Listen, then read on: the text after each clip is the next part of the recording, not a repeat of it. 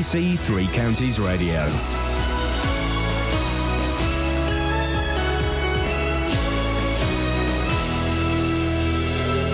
It's 6 o'clock. I'm Lee Agnew. The headlines: workers at Bedford Hospital raise concerns about untrained staff. A drone used for smuggling is found at Bedford Prison, and a dispute over Christmas lights in Dunstable. BBC Three Counties Radio. The BBC's learned that medical procedures are being carried out in hospitals and care homes by untrained and unqualified staff.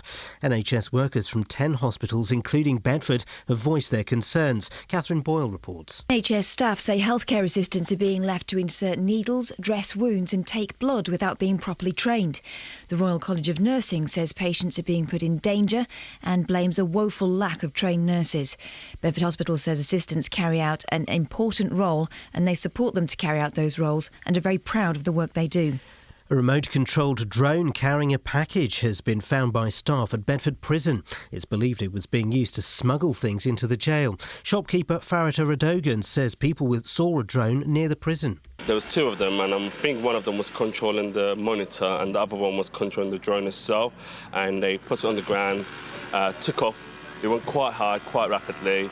I think it stayed up there for a little bit, and then they brought it back down again. And at that point, I had to go back into my shop because I had customers come in. A senior Conservative source says its election candidate for Dudley North will be sacked within a matter of days. Afzal Amin denies plotting to persuade the English Defence League to announce a march and then scrap it, allowing him to take the credit for diffusing tensions. The Conservative MP for Mid Bedfordshire, Nadine Dorris, says he should resign. I think he should go. But it's very difficult to believe what you read in the newspapers because, as we know, newspapers will present not all necessarily the whole story or the whole context. But I think from what I've read, what little I've read, it's all pretty damning stuff. A former judge who led the inquiry into the Strangeways prison riot of 25 years ago says jails are as bad now as they were then. Lord Wolfe says there needs to be a new review of the penal system. The main political parties want to show the public they're tough on crime because they believe that's what the public want. I think the public want to feel safer. What is needed is somebody to do another review of the prisons and try and take the prison situation out of politics. A family in Dunstable have received an abusive letter because they still have their Christmas lights up. Kevin Franklin recently had a stroke and a heart attack, which means he's unable to take down the decorations. He doesn't know who wrote the hand-delivered note, which accuses them of making the community look a disgrace. In sport, Novak Djokovic has defeated Roger Federer to successfully defend his title in Indian Wells. And the weather this morning will be frosty at first, turning cloudy with a chance of rain by this evening. Top temperatures around 11 degrees Celsius. That's 52 degrees Fahrenheit. You can get the latest news and sport online at bbc.co.uk/Three Counties. Thanks, Lee. Great to hear Catherine Boyle's voice in that bulletin. You're going to hear it now. If you're lucky. And we weren't. Morning team, Iain Lee, BBC Three Counties Radio. Oh look, it's Betsy. Hi. Just going to keep them on a short leash today. Just, you're right. Those listeners who've been emailing me in your droves, I give those girls too much leeway. You give us leeway. Correct. Did you just say that with your mouth and your brain? Yes, I did. Have a little think. You love the leeway. Well, you're not getting it today.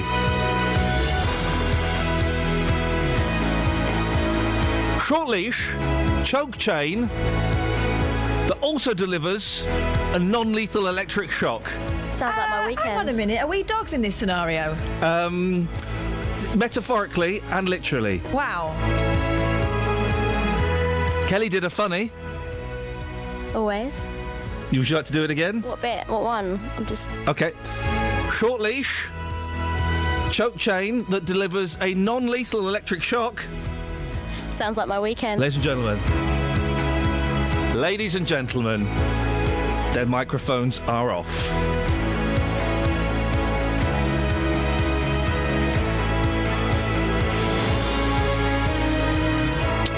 Should really open the computer program that tells me what's on the show today, shouldn't I? That would be a bonus. Hang on. Just warming up. It's a Monday morning warm-up. blimey, it won't open. Hang on, don't panic. Hang on. Here it comes. Nearly there. Let's have a little look on the show today. Aha! Whistleblowers. Anonymous notes. Anonymous. And spiritual safe zones. That sounds like a show. How are we doing with that song? It's coming. Eee. Across beds, hearts and bucks. This is BBC Three Counties Radio. Short leash.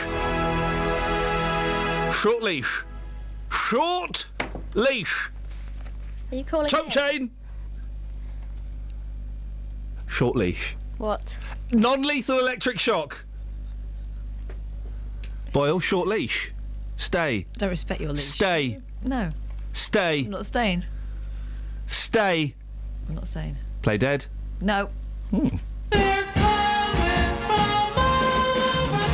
By the way, this song lists loads of bands. It's a theme tune to a concert. See if you can spot the massive, factually incorrect song lyric. It's about the Rolling Stones. Hey, everybody, see 'em arriving, the greatest stars you'll ever see. Some are flying and some are driving from Liverpool to Tennessee. Chuck Berry's checking in from St. Louis. He's gonna see Maybelline in Memphis too.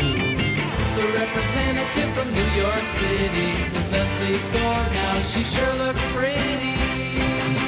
Here they come from all over the world. Here they come from all over the world. You know the guitar's grooving, so keep it moving. And come on, come on, come on. They're coming from all over the world.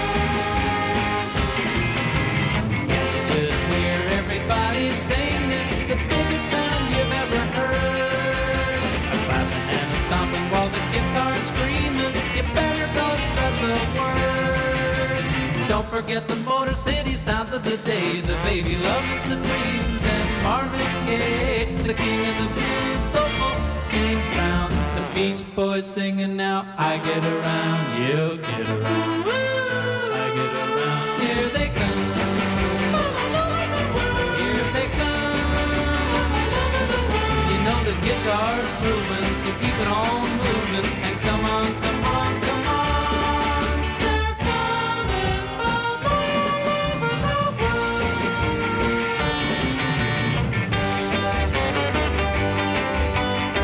Chinsling. It's like killing a bee with a bazooka. Sorry, I thought I was going to vomit for a second. Those bad-looking guys with the moppy long hair. The Rolling Stones from Liverpool have gotta be there. Jerry and the Pacemakers, Billy J too. They're all gonna be here to sing for you. Here they come from all over the world. Here they come from all over the world. You know the guitar's grooving, so keep it all moving. And come on, come on, come on. From all over the world. From all over the world. From all over the world. Morning, the Rolling Stones from Liverpool? You're kidding me, guys. Now, the BBC has learned that medical... you need to use that microphone, Sophie, that's why it was there, because the other one don't work. The BBC has learned that medical procedures are being carried out in hospitals and care homes by untrained and unqualified staff. As part of a special investigation, NHS workers from 10 hospitals in the region have contacted the BBC voicing their concerns. They say staff are being left to insert needles, dress wounds and take blood without being properly trained. Well, our health reporter, Sophie Soleri, has got the details. Sophie, first of all, what is a healthcare assistant? OK, so Ian, if you're in hospital, you will probably have had your care provided to you by a healthcare assistant, otherwise known as a HCA. Now, a healthcare assistant is part of the nursing staff, but they're not medically trained. Their role is just to make you comfortable, so to feed you, help you dress, go to the toilet, keep an eye on you by taking observations like checking your blood pressure, temperature, and making sure you're drinking enough water, that kind of thing. They make up the bulk of the frontline care in our hospitals. They're growing in number. Their starting salary is around $14,000 a year. And in the most western part of the eastern region, we have around 3,800 healthcare assistants, with over 1,400 of these working in our hospitals in Herts and Bucks. So the most can be found in the L&D, which have nearly 450, followed by Milton Keynes, who have seen quite a sharp increase, actually. 5 years ago, they only had 124. Now they have over 400, and they're rising. So what kind of things have you been told by the people who've approached you then? Over the course of my 2-month investigation, over 30 healthcare assistants have approached me. They've told me that they're doing jobs that are far beyond their training. Here's some of their comments, voiced by actors. On a day-to-day basis, it's frightening what happens on the ward. I've known medication to be given to the wrong people. They're switching on machines that they shouldn't. It's the hundreds of near misses that scares me. HCAs are running the clinics. If something goes wrong, we have to run to get a nurse. I know people are doing procedures they aren't trained to, like assessments and fitting cannulas. There's supposed to be HCAs and a staff nurse on board all the time, but there isn't. We face danger every day, and it's 50-50 if the HCAs are trained up to standard or not. And I am always asked to work above my duty, like lifting patients without lifting training. We had a patient who should have been lifted by 6 people, being rolled only by me and one other member of staff. And it's my job, but it's an absolute joke. And it's not unusual that these healthcare assistants want to protect their identity. Of those that I spoke to, none of them wanted to be identified for fear of losing their jobs. And indeed, on a number of occasions, many agreed to speak with me and meet me, but then they just pull out at the last minute. They told me this was because of inherent culture of bullying from above, which they faced every single day. Surely in the NHS, though, there must be clear guidelines about what these healthcare assistants should and shouldn't be able to do. No, Ian, there isn't. In fact, it's a grey area because their roles are decided from hospital to hospital.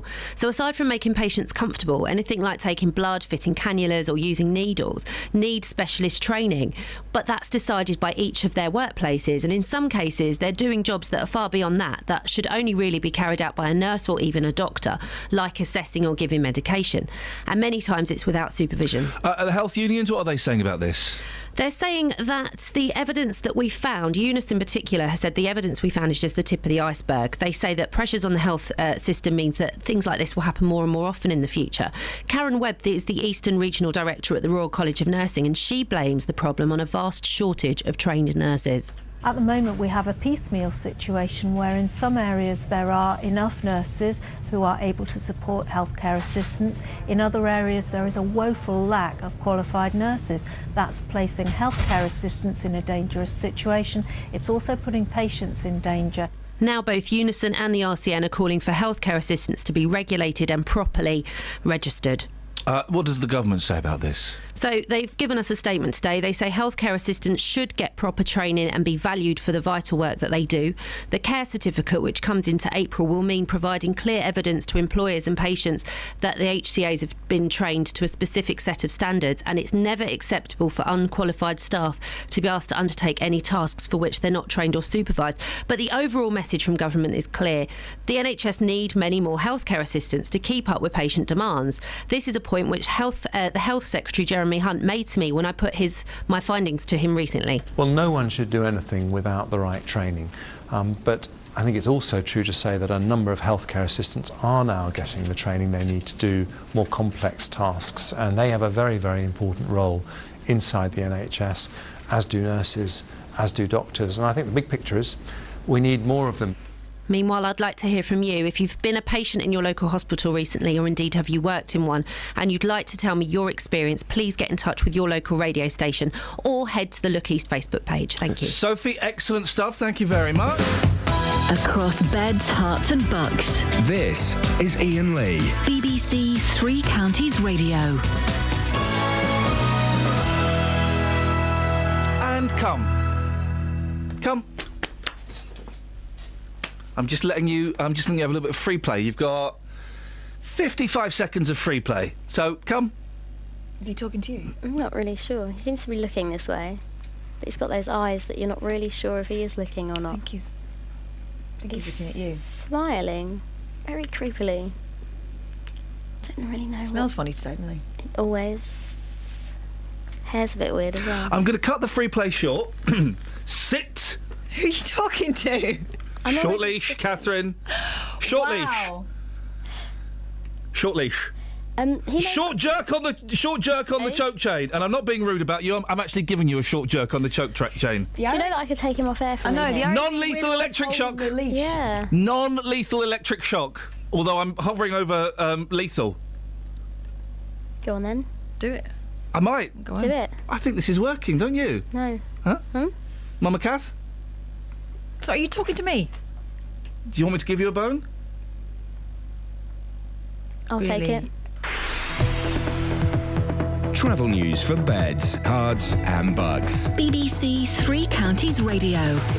Having a look at the speed sensors in Bricketwood on the North Orbital Road, that's beginning to look quite busy around the M25 junction 21A roundabout, and in Bishop Stortford on Dunmow Road, that's been closed in both directions between London Road and Stortford Hall Park because of roadworks, so expect delays there. On the motorways, it's all moving fine through the roadworks on the A1M between the M25 and Swellham Green, and on the M1 though, a bit further afield, there's a lane closed northbound between junction 16 for Daventry and 17 for Coventry because of an accident. On the trains, the mainline station at Denham Golf Club is closed because of engineering works, but there's a replacement bus between Gerrards Cross and Denham Golf Club. Samantha Bruff, BBC Three Counties Radio. Thank you very much. 6:16, it's Monday the 23rd of March. I'm Iain Lee. These are your headlines on BBC Three Counties Radio. Oh man, I'm 42 soon. Sorry, that's not one of the headlines, it's just dawned on me. I just did the time math. Staff at Bedford Hospital have raised concerns about unqualified staff carrying out medical procedures.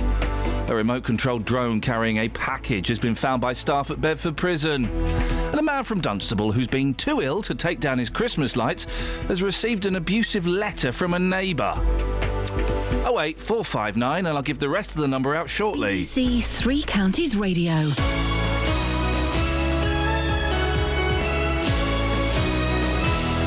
Nick Coffer on BBC Three Counties Radio. Every day it's not just about great music and great conversation. I'll get a bit technical here. It's about local experts helping you across beds, hearts and bucks. So what we're talking about then is capital gains tax potentially on the portion of the property that they directly own. On finance, relationships. But look at the way that you have contributed to this situation. Health. When you have a cough, which can seem quite innocuous in this way, but just irritating, asthma is something that we would think of. Your pets. Particularly if your dog is a border collie cross, it will be epilepsy. And even law. You still cannot say, Judge, you have to stick to this, but the judge's approach now is going to be, well, why shouldn't we? Local advice for local people. Nick Coffer, weekdays from 12 on BBC Three Counties Radio. Dealey. Hey, good morning, boss. How are you today? I'm fine this morning. Did you have a nice weekend, first of all? Let's pretend we're interested. Did you have a nice weekend? Huh? Yeah, very nice, thank you. Okay, very great. Good. What did you get up to in no more than 5 words? Rest. Hang on, rest. No. Drink. Play. Yep. Eat. Yep. Towie. Okay. Are you enjoying the new...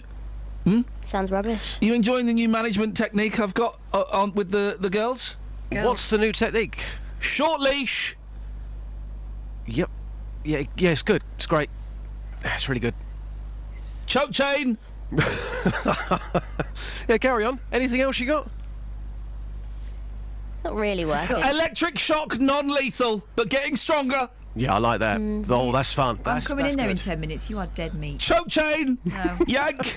No. I'm yanking you. I'm going to bite your flipping hand off. Totally beat you up. She's I'd not. love to watch it. Sit. I already am. Heel. Got those. It's good, isn't it, Josh? You see, it's just they've had a little bit too much leeway. You see, the thing is that the BBC these and now days, I'm having the leeway. It's gone all PC these days. You are getting straight in there. You are dealing with this in the way that men deal with things. It is with all mouth and actually no trousers. whatsoever. Yeah, that's the way I like to roll. It's hot in here. I've just thought of an idea. If I was still talking to TV people like 10 years ago, I should have pitched a show called The Leeway. Yep. And it'll be this. It's like Super Nanny and Dog Borstal, but for people. For grown-ups. It tells you how to deal with... Borstal. Sorry? Nothing. Sorry? Nothing. It would be for management of grown-ups who've just got an attitude. Like dogs or kids, but grown-ups. That's a good pitch. Sorry? It's called The Leeway. I don't mind if it's on BBC4. I mean, no one watches, but I think they still pay quite good. Yeah. Meanwhile, I'm going to have my own rival television programme called Boyle's Law. Oh, yeah? Yeah. It's like Judge Judy, but less... Erotic? No, Judge Judy's a bit soft, I think, compared to me. Wow, go on then. OK, so... Do I look like an idiot? Yes. So I'm going to loosen your chain a bit. No. I'm going to have a television show called Bets is Bets. What happens in that? I look at all the best bets that people have bet on. Dealey, what's your TV show going to and be? all the money that they've got. It's just called Taking It to the Streets, where I meet the people. No, you've not got the idea. You've got to put your name in it.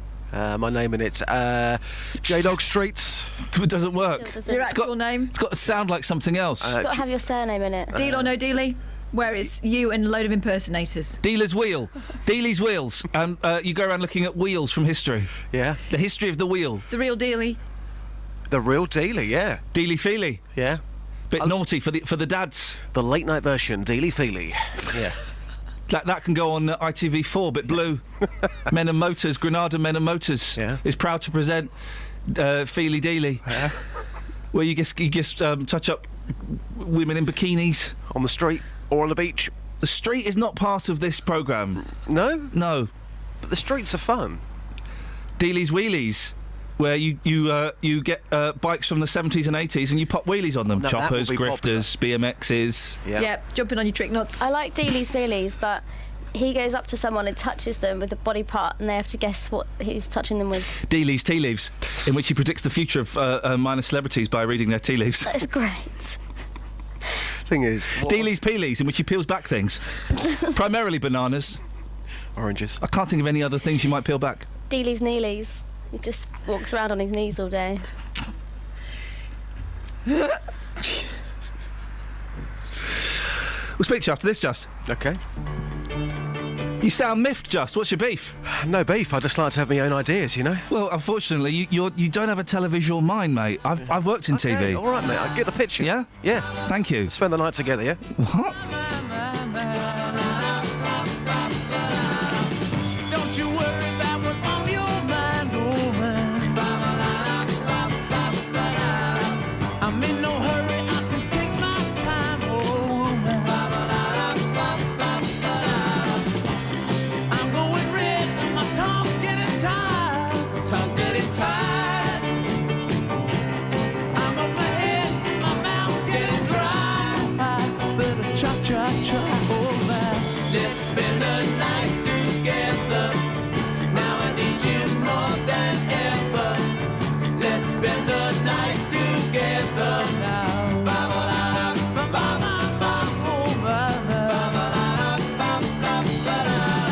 I feel so strong that I can't disguise, oh man. Let's spend the night together, but I just can't apologize, oh no. Let's spend the night together. Don't hang me up and let me down. Don't let me down. We could have fun just going around and round and round and oh my mind. Let's spend the night together. Now I need you more than ever. Let's spend the night together. Let's spend the night together. Now I need you more than ever. You know I'm smiling, baby. You need some guidance, baby. I've just decided, baby, now I need you more than ever. Let's spend the night together. Let's spend the night together now. Oh,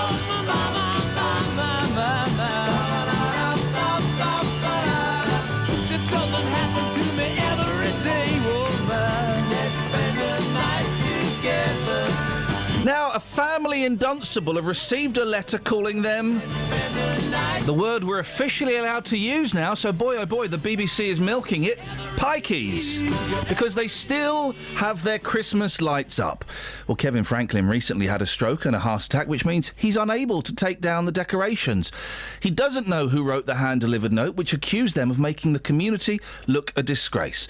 Well, Justin, you've been out to meet Kevin and his daughter Gina. I have. You've seen the lights? Yep. Are they disgraceful? they're not disgraceful. They just look a bit weird. Now, I was there on Friday, bright sunshine. This is Manor Park in Dunstable, and you've got these Christmas lights all over the house. Not a disgrace, but just slightly odd, as you might appreciate. Not many people don't like Christmas lights up. I don't like them up at Christmas, but you know, we're in March now. We're approaching April. It's not appropriate, is it? It does look a bit strange. I have been talking to the family. You'll hear from Michelle in a second, Kevin's wife. But up first, I spoke to Gina, and she told me why the lights are still up. Well, my dad had several strokes, and also just recently he had a heart attack. It's very minor, so obviously he's still able to potter around and things like that. But for him to be able to go up on a ladder and to risk that just for some lights, it really isn't worth it. But he wants to keep them up so that my little girl and their autistic son can still see them at Christmas when it comes round. So he's got more important things on his mind. That's why they're still there. It's Yeah. not a case of just being lazy. Nothing like that at all. No, not at all. It's just the fact that he's thinking about his health, and he's thinking about his grandchild and his son, and how much they love him at Christmas. And if they don't see him up this year, they might be very disappointed, and he doesn't want to see it out on their faces. He wants to see happiness. So they're going to be staying there all year round then? Yeah. By the sounds of it, because he's too unwell to take them down and then put them back up again at Christmas time. Yeah, he just doesn't think it's worth the risk of his health, and he doesn't want to end up in hospital again and to not be able to see his granddaughter. And it's just basically, it's nice to just leave him up and to not risk his health, and they still get to see him at Christmas when he does turn them on. And do you have any idea who might be writing letters like this to your mum and dad? I don't know. I am assuming it is someone around the street, because obviously it is a one-way circuit, so they have to literally just drive round. So they must live quite nearby to have to look at them every day. My opinion is if they're too busy looking at these, and then they're not paying attention to the road, and they're causing risk to their children in the back of the car, aren't they? Really? Well, another reason to take the lights down then if they're at risk. What's interesting, Justin, is I've kind of deliberately. Normally, I have a good thorough read of the stories, and so I know what I'm talking about. Today, I've deliberately not about this because I wanted to kind of come at it as a listener would. Yep. And what I'm hearing. Well, he just wants to leave the lights up, doesn't he, for the whole year? Yep, you're going to be talking to him later on. Some of the neighbours, by the way, you'll hear from some of the neighbours later. They seem to think that he is well enough to take them down. Why? I was wondering why the young lady we just heard from there, Jean, his daughter... Why couldn't she take them down? Because her dad does that thing. Now, psychology-wise, I've got a clip coming up here of Kevin's wife, and this is really, really interesting. I think you are going to pick up on something which is said here. I asked her again, are the lights staying up? Take a listen. They are staying up. I'm not going to take them down, and nor is my husband. And nobody else ain't going to take them down. In fact, we're going to put some more up. So is that what you're going to do? Yep, we're going to put more up. What, just to annoy the person who sent this letter? Exactly, to annoy the person that sent the letter. OK, what would you say to that person if they're listening to this right now? And you know there's every chance they could be listening to this right now. We don't know who they are, OK? We think it's somebody down this road. Well, you certainly do. But you can't quite work out who. If that person is listening, what's your message to them who thinks they've got the right to send you a letter calling you a pikey? Well, I think, to me, I feel it's a lot of jealousy. For them to say that it's making their children scream as it goes past, I don't know what they're teaching their children about Christmas. There's other things going on in this world, and they need to concentrate on the real bad stuff, not silly lights that's, they're not hurting anyone. But they should have, they should come and face us, really, and tell us their opinion face to face, not do it in a letter. And then I can tell her what I think. OK, so let's just recap the story. Yep. The gentleman is... do we know when he had this stroke and this heart attack? The heart attack was recent. It was just a few weeks ago, so this year. So they're saying to us, they're saying originally that the father, Kevin, is too unwell. Again, he'll be live on your show later. Too unwell to take the lights down. But, however, talking to the wife there, they're going to put more lights up. Who's going to work that one out? Who's going to put those lights up? The family. I mean, Yes, you see, there is a twist here. Yeah. There is a twist, and that was the first thing Lee Agnew, who was reading the news this morning, heard that earlier, and that was the first thing that he picked up on. Hang on, they're too unwell to take them down, so they're going to leave them up. However, they're now going to put more up to annoy the person who sent this letter. He's a top journalist. That's why he got that straight away. Yeah, straight in. Daily, we'll speak to you just before 7. Take care, boss. Thank you, mate. It's interesting, that one, isn't it?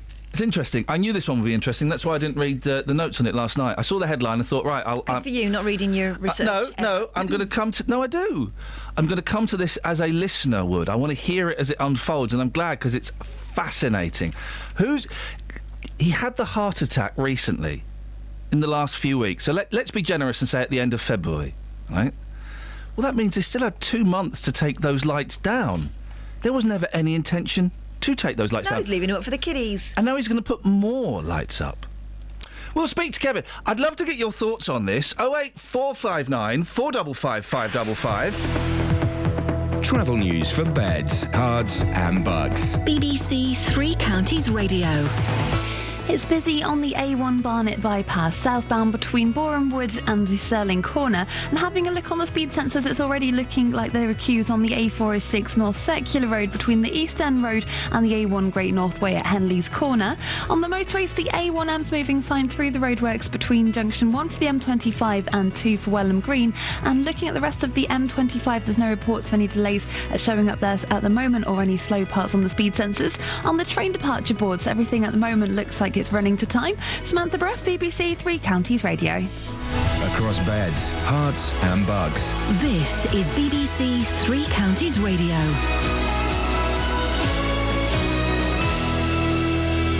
It's 6:30. I'm Lee Agnew. The headlines. The BBC has learned that medical procedures are being carried out in hospitals and care homes by untrained and unqualified staff. NHS workers from 10 hospitals, including Bedford, have voiced their concerns about the role of healthcare assistants. A remote-controlled drone carrying a package has been found by staff at Bedford Prison. It's believed it was being used to smuggle things into the jail. And a family in Dunstable have received an abusive letter because they still have their Christmas lights up. Kevin Franklin recently had a stroke and a heart attack, which means he's unable to take down the decorations. The weather this morning will be frosty at first, turning cloudy, with the chance of rain by this evening. Top temperatures around 11 degrees Celsius. That's 52 degrees Fahrenheit. Three Counties Sports. BBC Three Counties Radio. Stevenage manager Graham Wesley says an incident involving his skipper Ronnie Henry and Dagenham's Joss Labadie on Saturday is now a police matter. Labadie's been accused of biting Henry during the Daggers' win over the Borough in League Two. You don't go on a football pitch expecting to lose your finger, and Ronnie was horrified by what had gone on. It's a football match, and he's nearly lost his finger.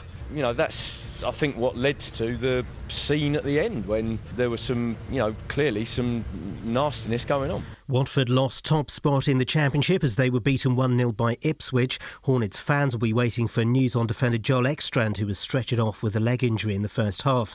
MK Dons are now 4 points from automatic promotion position in League One after their win against Notts County. Chelsea have gone 6 points clear at the top of the Premiership table after a 3-2 win at Hull City. But the Chelsea manager, Jose Mourinho, believes there's still plenty to play for. Mathematically, everything is wide open. But the good thing for us is that we have just to think about us. I believe that their opponents were watching this game, were worried with the result of this game. We are not when they play. When they play, and we don't carry the result because we just focus on ourselves. And in tennis, Novak Djokovic has defeated Roger Federer in the final at Indian Wells to take his 50th career title. A second match point for Djokovic on the Federer serve. Down the centre he goes. Good return from Djokovic. Big forehand is hooked wide by Federer. And Novak Djokovic, arms aloft, has retained his Indian Wells title. And that's BBC Three Counties News and Sport with more at 7 o'clock. Call 08459 455 555. BBC Three Counties Radio. And sit. What? You have handed me a piece of paper. Yes. It's written in capitals, which Yes. would imply the person who wrote it is shouting. Livid. It's a text. Yep. It's from Anne. It's a vexed text. You read it because you You are All right, ready? Yeah, I'm ready. Iain, Iain, you're disgusting, treating women like dogs. This is so sexist. I don't know how the BBC let you get away with it. I'm turning you off from Anne in Luton. Well, Anne is still listening. Morning, Anne. And Anne, just sit. Sit. Calm down. Let me give you a stroke behind the ears. A little stroke behind the ears. It's not. It's actually okay. It's actually a management technique from California in America, where they know how to do stuff. I'm not treating the girls literally like dogs. I'm not giving them nibbles. I'm not giving them scraps off the table.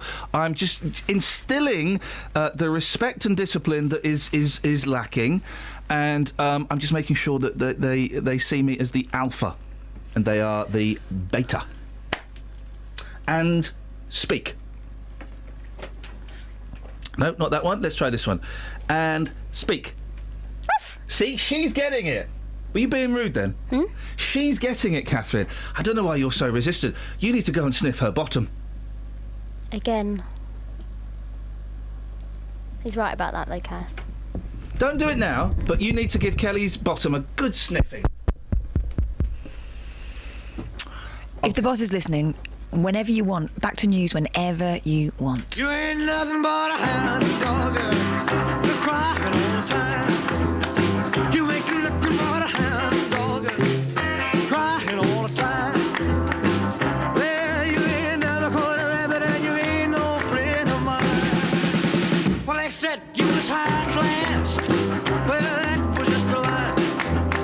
Yeah, they said you was high class. Well, that was just a lie.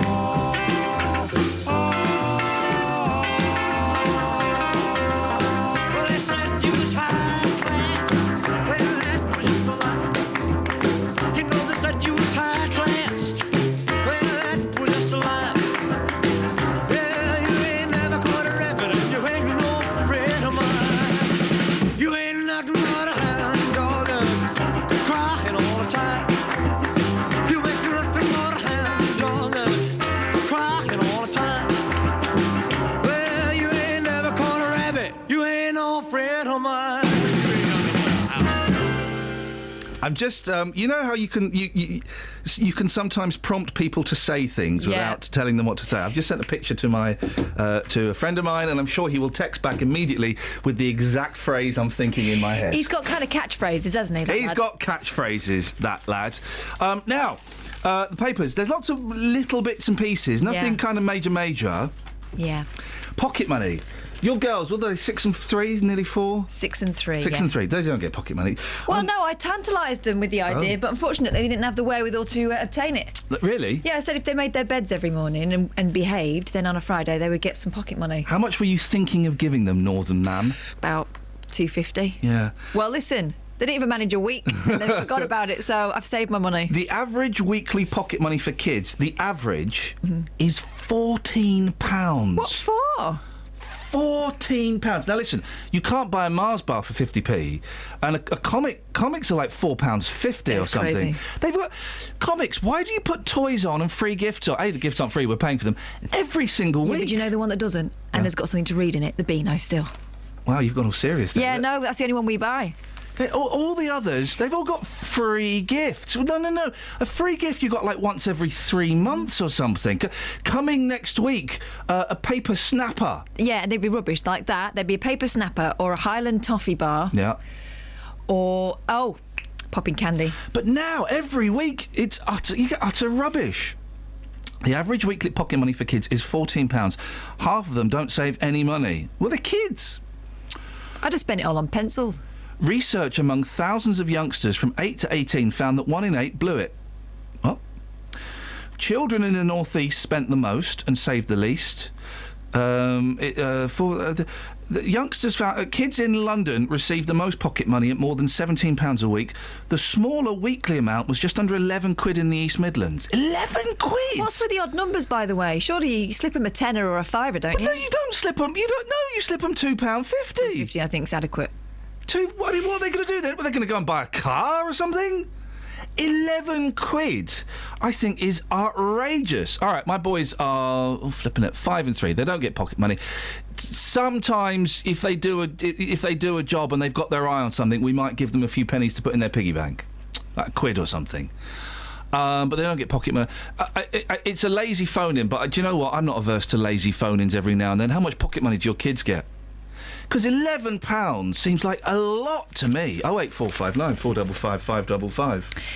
You know that panther that doesn't exist in Bedfordshire? The panther that's on the prowl, yeah, of course I do. Yeah. Yeah. It might be a boar.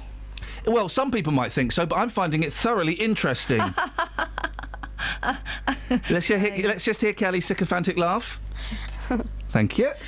Savage wild boar are hunting and eating newborn lambs in packs, experts said. Where's packs? Is that in Australia? I think they go to Waitrose and get like a pack. Yay! 5 lambs were ripped apart, raising fears boar now have a taste for fresh meat. Hang on a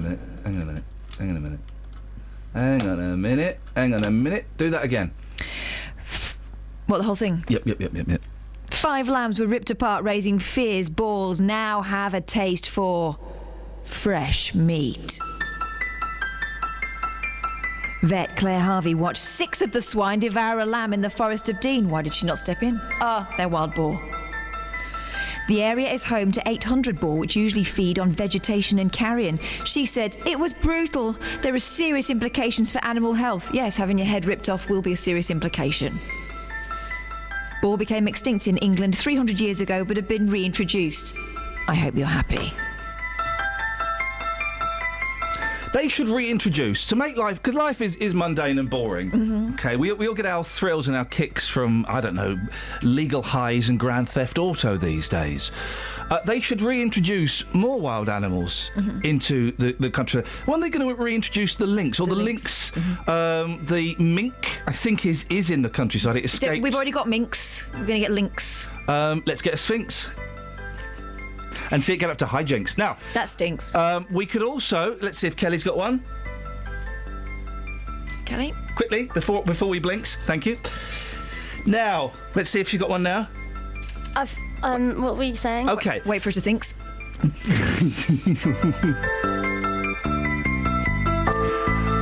Now... Anyway, you know wild boar? Wild boar!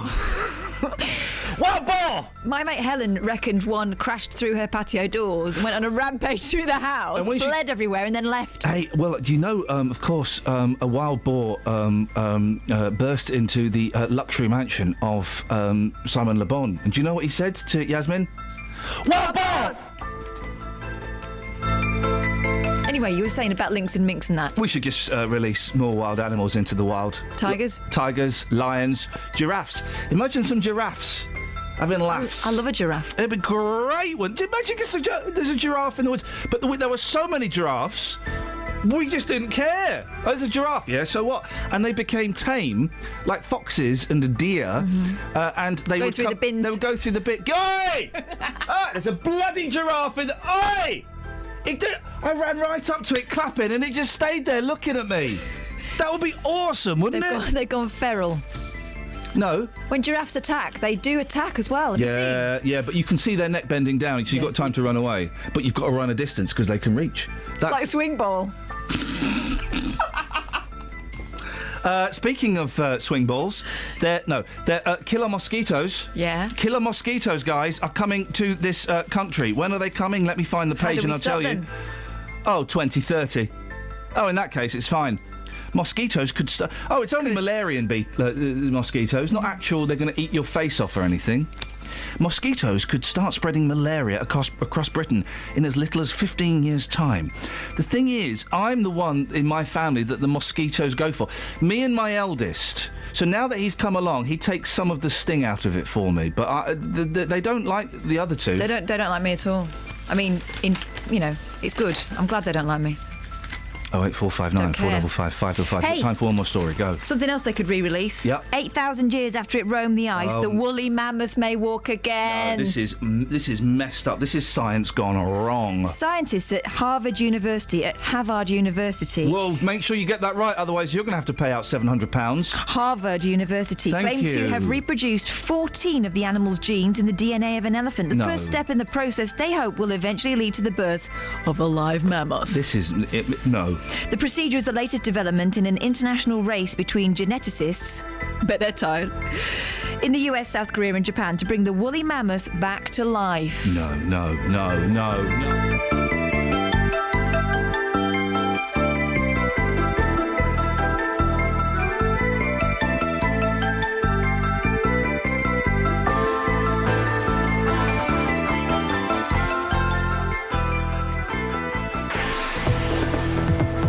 Travel news for beds, cards and bugs. BBC Three Counties Radio.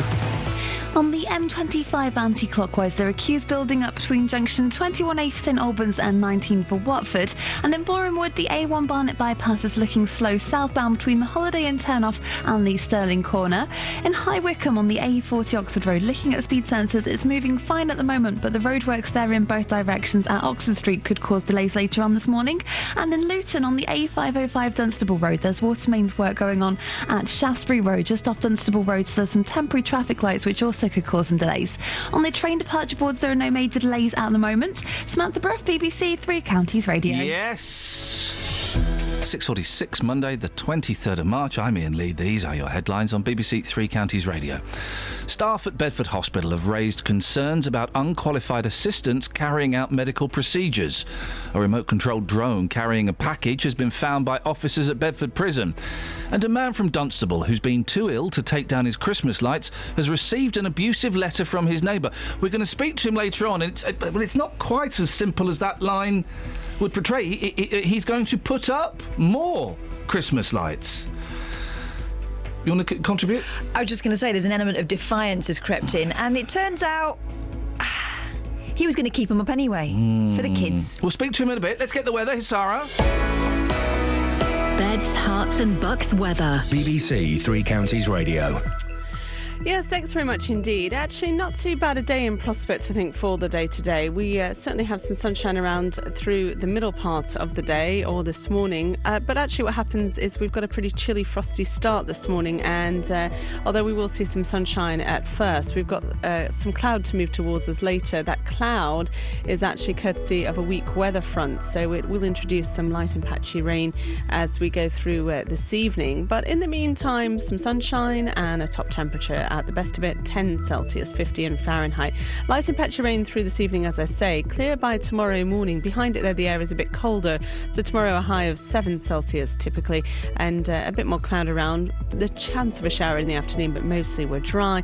And then into Wednesday, lots of dry and bright weather, but we will continue with the threat of overnight frost, certainly tomorrow night into Wednesday with that colder air, and a high, despite lots of sunshine on Wednesday, of 7 or 8 Celsius.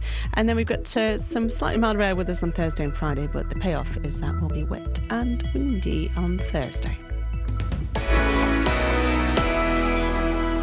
As the general election gets closer, we want to know what you really think. Sometimes it gets a bit boring, I think. But we kind of feel like nothing changes. Parliament really needs a good shake-up. We're holding a number of debates across Beds, Herts and Bucks, focusing on the biggest issues. The national health, I think that's a big concern at the moment. Immigration, probably. I think education more than anything. If you'd like to take part and have your say, you can register your interest right now. Email 3cr@bbc.co.uk or call 08459 455 555. I always do the vote because I think it's my right to vote. Election 2015 on BBC Three Counties Radio. Here's a weird one. Heaven forfend anything like this should happen to anyone we know or love. Lee Rigby, of course, we all know, was brutally murdered in the street. Well, this is an odd tribute to him. Haulage giant Eddie Stobart has named a lorry after murdered soldier Lee Rigby. It's the only one in the firm's 45 years not to be called after a woman. I didn't know they had names. I didn't know you could name... Yeah, you can be an Eddie spotter, can't you? And you can write down the names. You can be a what, sorry? Eddie spotter. You used to be able to. They used to have to wear their ties by law, and if they weren't... Well, by Eddie Stobart law. And if they weren't wearing a tie, you could phone them up and grass them up. Yeah. We used to do that, me and my mates. It's clever, though, isn't it? Because I don't give a monkeys about trucks, but I always feel a little thrill when I see an Eddie Stobart truck. I've never noticed the names. I quite like a Norbert Dontrasangler as well. Oh, I'd say Norbert Dentrasangle. Oh. Or Clancy Dockwra. No, I don't care about them. The 15-ton Lee James Rigby was unveiled by Lee's trucker dad, Phil McClure. Ah, right, OK. Who's worked for Stobart for 7 years. Oh, OK. Very complicated family layout this gentleman had, wasn't it? It's revealed that the Fusilier Lee, 25, had hoped to become a driver there too. Phil said, to have my boy's name on a truck is something really special and such a fitting memorial. OK. I mean, yeah, sure, OK. It just seems odd to me, and I don't. Well, I do know why. It's a bloke's name on a truck. Yeah. Yeah, but the fact his dad used to work for Stobart and he was obviously a truck kid. Then, but I mean, quite nice. It's. Listen, if I go, I won't be bothered if you don't call a truck after me. You'd like a chip van named after you. Chip van would be lovely. Wouldn't that be great? Yeah, not kebab though. I don't really bother. Do you know what? I nearly bought a kebab. I've not had a kebab for 26 years. There's a reason. You stopped drinking, right? Yeah. But that's the reason. I was a vegetarian for a long time, and I was peckish in Birmingham the other day, and I walked past a doner kebab shop, and I thought, ooh, do you know what? A kebab in Pitta with chili sauce, my friend? Yeah, of course, brother. And I didn't. But do you know what? I think I might do it next Friday. I told you about that Spanish boyfriend I had that came over. The romance was gone as soon as he the one who had to shave his whole face? He was so No, that was a different fella. OK. It was the Frenchman. Yeah, but he didn't shave then. He was 14. So when I looked him up on Facebook, it turns out he got a lot hairier. He's the Wolfman. Anyway. Yes. He was quite cute back then. The Wolf Boy. Anyway, no, this was a different fella. And he came over and he was like a fish out of water, and I looked at him in a different way than I had done in Spain. Anyway, part of the reason why was he used to sit on the toilet and smoke fags. Yeah. And another thing he's just saving time, he's relaxing. He used to buy 2 kebabs every evening. He'd have one for his tea and he'd keep one in the fridge for his breakfast. Oh. That's why I don't really like doner kebabs. I very nearly split up with my wife very early on in the relationship. We'd had a curry.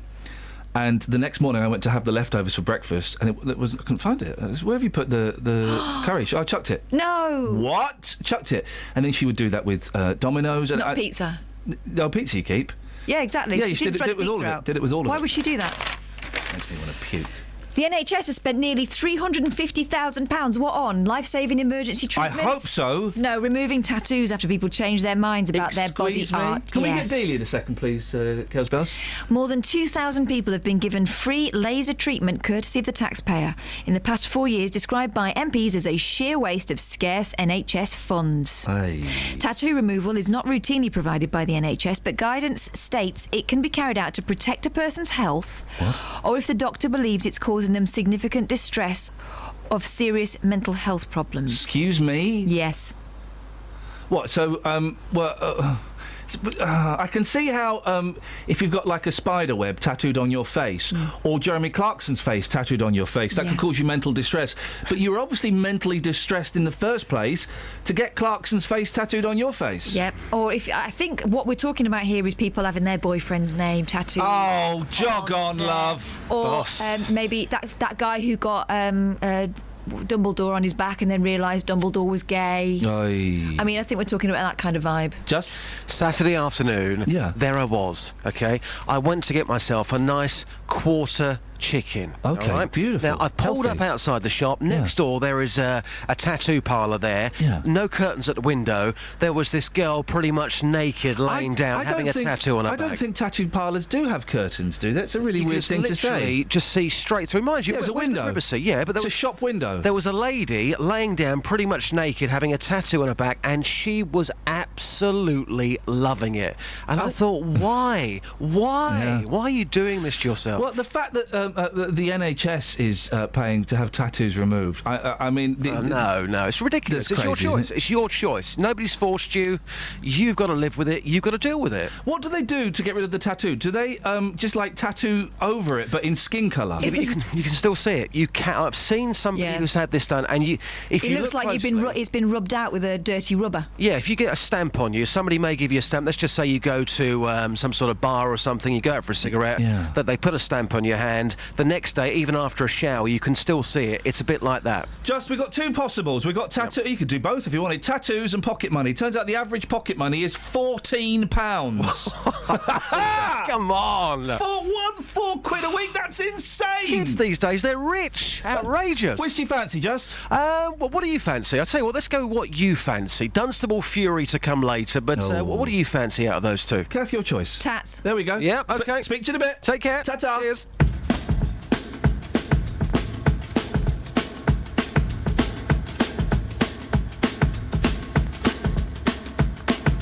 Early in the morning, she hitched a ride down to Louisville, holding on to $100 bill.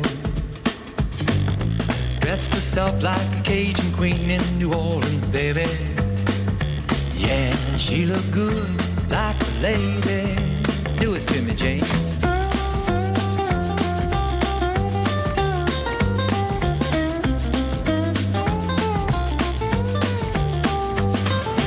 Mississippi River runs like molasses in the summertime. And me, you know I don't hardly mind. Sipping on the beer in Bourbon Street and I'm sitting easy. Don't get me wrong, it takes a lot to please me. Third hand lover.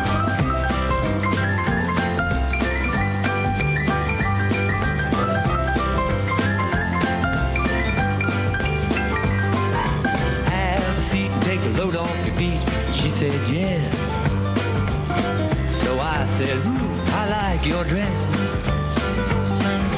Swamps all around make you feel kind of funny, don't they, honey? She crossed her legs and looked at me funny. Sit down on the bayou, why you never know just what you're doing. Down on the bayou, why you never know just what you're doing. What you're doing. On the bayou, why you never know just what you're doing. Down on the bayou, why you never know just what you're doing. Just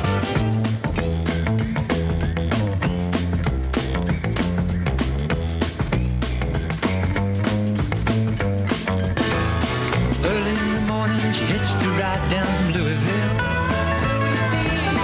holding on to $100 bill. Dressed herself like a Cajun queen in New Orleans, baby. Yeah, she looked good like a lady. And the Mississippi River runs like molasses in the summertime. And me, you know I don't hardly mind. Down the bayou, why you never know just what you've done. Down the bayou, why you never know what you're doing. Everybody's playing. Down on the bayou, why you never know just what you're doing. Down on the bayou, why you never know just what you're doing. Down on the bayou, why you never know just what you're doing. Down on the bayou, why you never know just what you're doing. What you're doing. Down on the bayou, why you never know just what you're doing. Travel news for beds, cards and bugs. BBC Three Counties Radio. There are queues on the M25 anti-clockwise from junction 19 for Watford towards St Albans, and in Borehamwood on the A1 Barnet bypass there are delays between the Holiday Inn turn-off and the Stirling corner.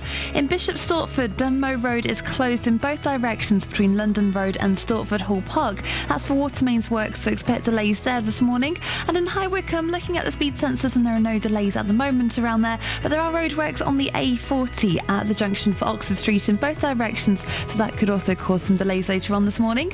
On the train departure boards, there are no major delays at the moment showing up. Samantha Bruff, BBC Three Counties Radio. Thank you, Samantha. The song we just played, Catherine, was John Phillips, Mississippi. How many S's in that? 3. OK? The song we just played was Mississippi. How many S's in that? Oh, in that. Hang on. Hey! I got both the ladies that I'm working with the classic old school mental tease. I got you, Kels, but you got it quicker than Catherine. And speak.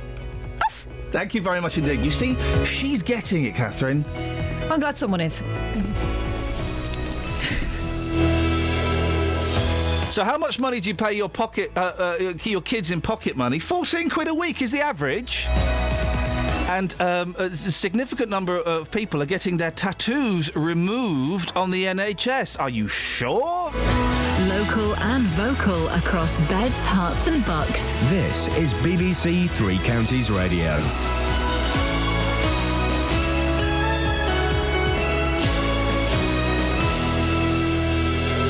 It's 7 o'clock. I'm Lee Agnew. The headlines: workers at Bedford Hospital raise concerns about untrained staff. A drone used for smuggling is found at Bedford Prison, and a dispute over Christmas lights in Dunstable. BBC Three Counties Radio. The BBC has learned that medical procedures are being carried out in hospitals and care homes by untrained and unqualified staff. NHS workers from 10 hospitals, including Bedford, have voiced their concerns about healthcare assistants being allowed to insert needles, dress wounds and take blood. Karen Webb from the Royal College of Nursing says the lack of nurses is putting assistants in a dangerous position. At the moment we have a piecemeal situation where in some areas there are enough nurses who are able to support healthcare assistants. In other areas there is a woeful lack of qualified nurses. That's placing healthcare assistants in a dangerous situation. It's also putting patients in danger. A remote-controlled drone carrying a package has been found by officers at Bedford Prison. It's believed it was being used to smuggle things into the jail. Shopkeeper Farhat Erdogan saw people with a drone near the prison. There was two of them, and I think one of them was controlling the monitor and the other one was controlling the drone itself. And they put it on the ground, took off. It went quite high, quite rapidly. I think it stayed up there for a little bit, and then they brought it back down again. And at that point, I had to go back into my shop because I had customers come in. The parents of 5-year-old Aisha King, who took him abroad for specialist brain tumour treatment, say he's now cancer-free. Brett and Nagme King told the Sun newspaper their decision to defy doctors in Southampton had saved his life. A senior Conservative source says its election candidate for Dudley North will be sacked within a matter of days.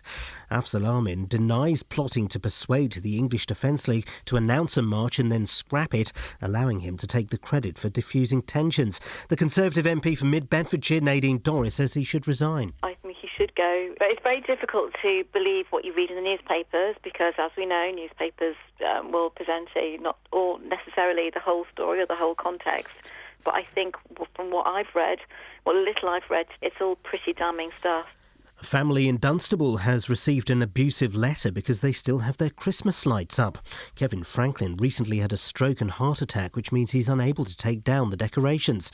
His wife Michelle says they can't see what the problem is. There's other things going on in this world, and they need to concentrate on the real bad stuff, not silly lights that's, they're not hurting anyone. They should come and face us, really, and tell us their opinion face to face, not do it in a letter.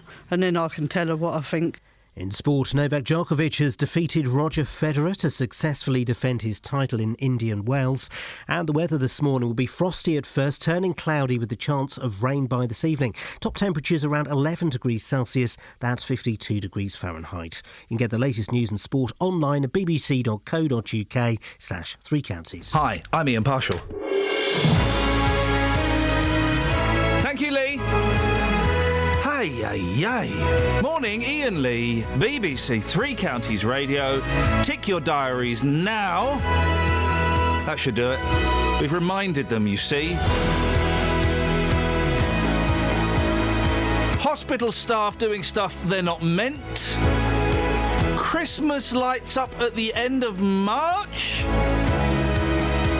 How much pocket money do you give your kids? And tattoos being removed on the NHS. No. Yes. 08459 455 555. Across beds. Now, let's see if she's ready. This is BBC Three Counties Radio. Every time Every day at this time, I ask Catherine for the texts. Catherine has been producing since November 2013. Not once has she had the text machine open. Catherine, do you have any texts? Yeah. Oh! Hey, patronising clapping, thanks.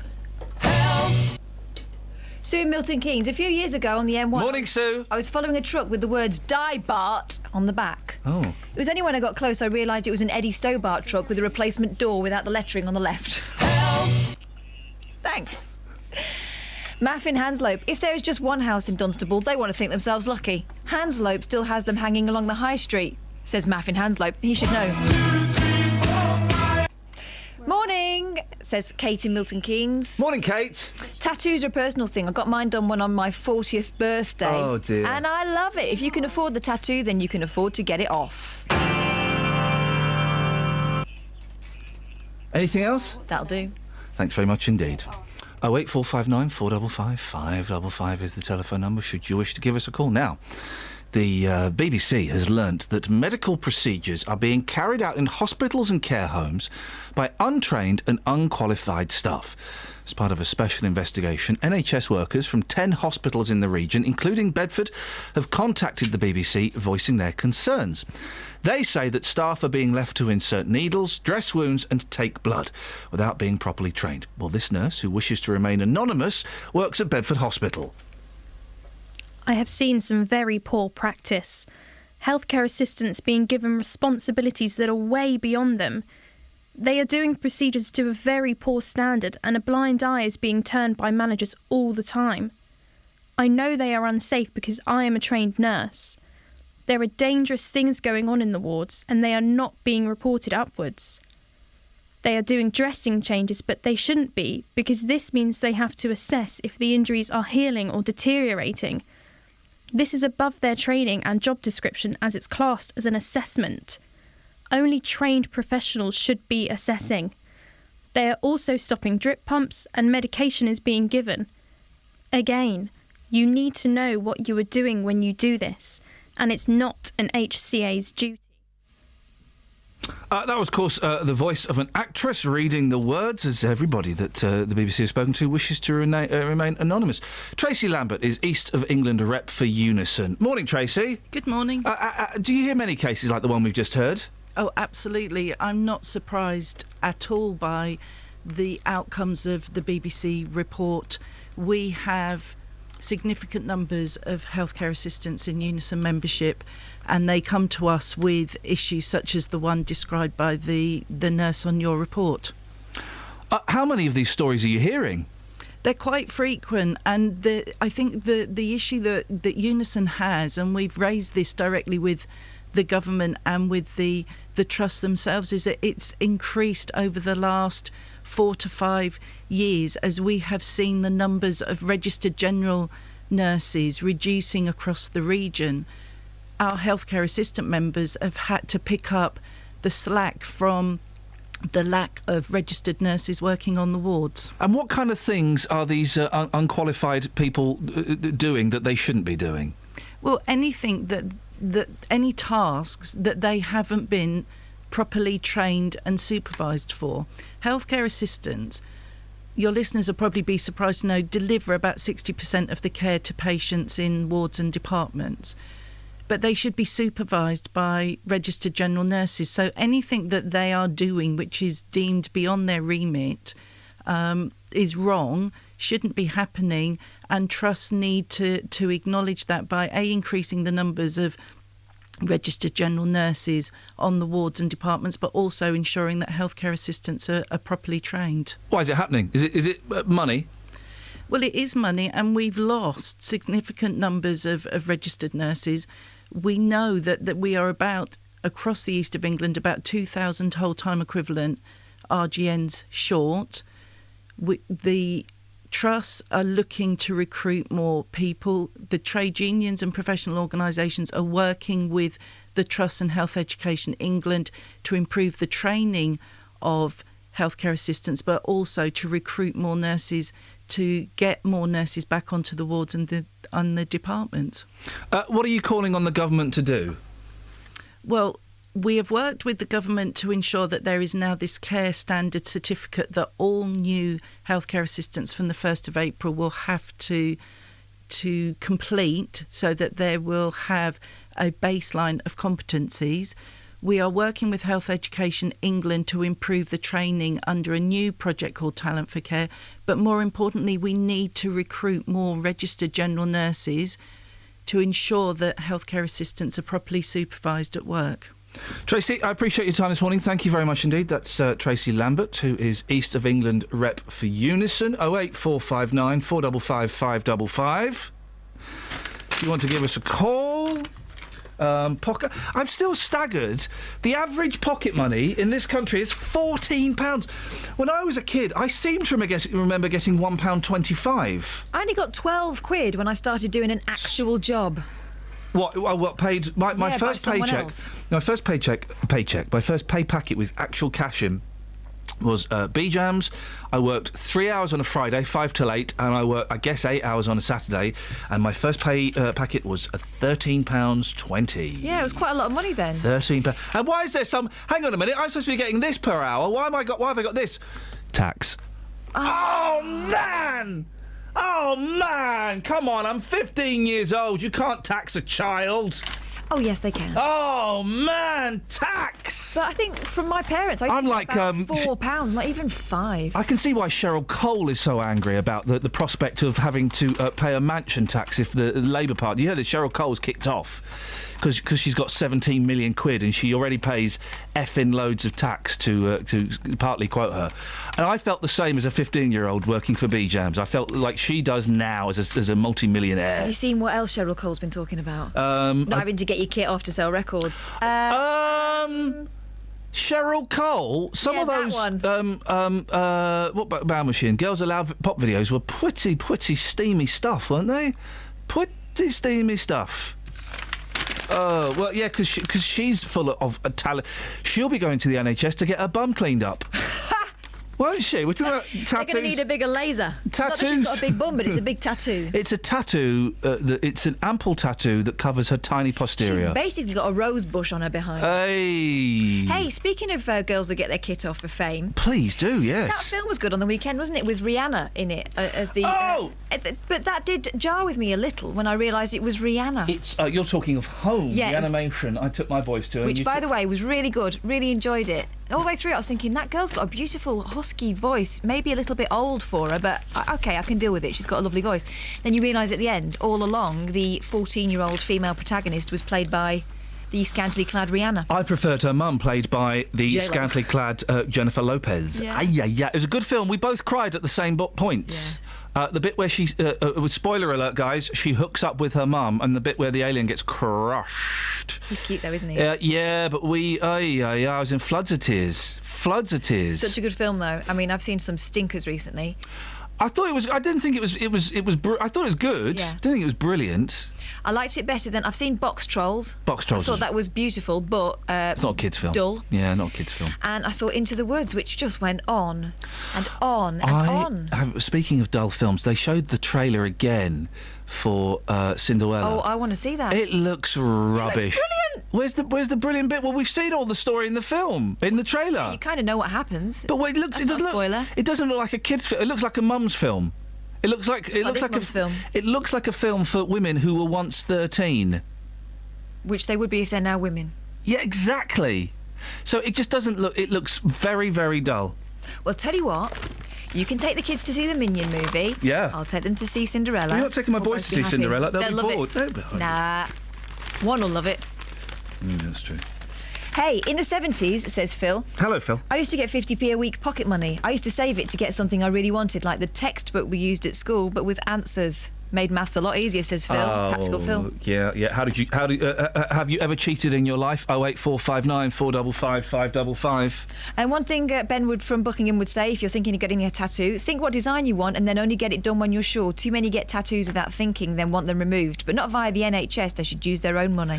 Yeah, I mean, there's the whole debate about gastric bands and stuff, and I kind of err on the side that for the majority of people, the gastric band phenomenon is worthy of NHS funding. But having tattoos removed... Here's a nuts story. In the Sun, page 10. We'll do... all right. Morning, Snuffers. Morning, how are you? Yeah, I'm all right, fella. What you got? It was just about the healthcare assistants. So my daughter, she's coming up to a year old, and she was in hospital just before Christmas. She got a bit of gastroenteritis and she became a bit dehydrated. Oh, blimey. So we took her in, and initially the care was perfect. She went straight to kind of accident emergency. They said, okay, we're going to keep her in, we need to rehydrate her. She then went on to the ward, and all in all, we were in hospital for, I think it was about 5 or 6 days, which by all accounts was probably about 3 times too much for kind of what we had. But basically she was put on this rehydration fluid, but it was done through a cannula, and across the course of kind of 2 days, they got the cannula wrong 5 times. So they put one in her left wrist, but then I went home and my wife stayed in the hospital, and we came in the morning, and there'd been kind of over 10 hours the fluid was meant to be going in, and it turns out the cannula had fallen out. Oh, man. And then she'd kind of, because the cannula had come out, she then had this kind of open thing on her hand that started bleeding, so they put it from the left hand to the right hand. That then came out. And it wasn't because my daughter was kind of pulling it out. They wrapped it up really tightly in the bandage, but it just wasn't in properly. And who had put it in? Was it nurses or was it these the staff that shouldn't have been doing it? Well, it was the third time it came out. I was trying to kind of be quite measured and they have a very difficult job. I was trying to be kind of very respectful, but I did actually kind of say after the third time, I was like not trying to be funny, but can we kind of try and make sure it stays in? And I said I was just kind of chatting to the people there, and I said, how long have you been a nurse for? And things like that. She said, I'm not a nurse, I'm a healthcare assistant. And then I was thinking, well, we haven't, apart from an accident emergency, we haven't seen a nurse since we got here. And it was so frustrating. It got to the point where actually she was so dehydrated, and we were also told by the healthcare assistant that we had to keep feeding her so that she would become rehydrated. But actually what it turns out had happened is that because she'd been so dehydrated and because she'd been being sick, she'd actually, she basically, her bowel had folded in on itself. Oh, blimey. Snuffers, listen, we've got to move on. Is she all right now? Yeah, she's fine. Beautiful, beautiful. Listen, I appreciate you sharing your story. Sorry to cut you so short, but thank you very much. Travel news for beds, cards and bugs. BBC Three Counties Radio. The M1 southbound is stop-start between the Toddington services and Junction 7 for Hemel Hempstead, and it's really busy as well on the M25 anti-clockwise between Junction 21A for St Albans and Junction 19 for Watford. In Bricket Wood on the North Orbital Road there are queues around the M25 Junction 21A roundabout, and in Watford on Exchange Road that's very busy at Beach and Grove, but looking at the train departure boards there are no major delays showing up at the moment. Samantha Bruff, BBC Three Counties Radio. Thank you, Sammy. 7:17. It's Monday the 23rd of March. I'm Iain Lee. These are your headlines on BBC Three Counties Radio. Staff at Bedford Hospital have raised concerns about unqualified assistants carrying out medical procedures. A remote-controlled drone carrying a package has been found by officers at Bedford Prison. And a man from Dunstable is denying he's too lazy to take down his Christmas lights. BBC Three Counties Radio.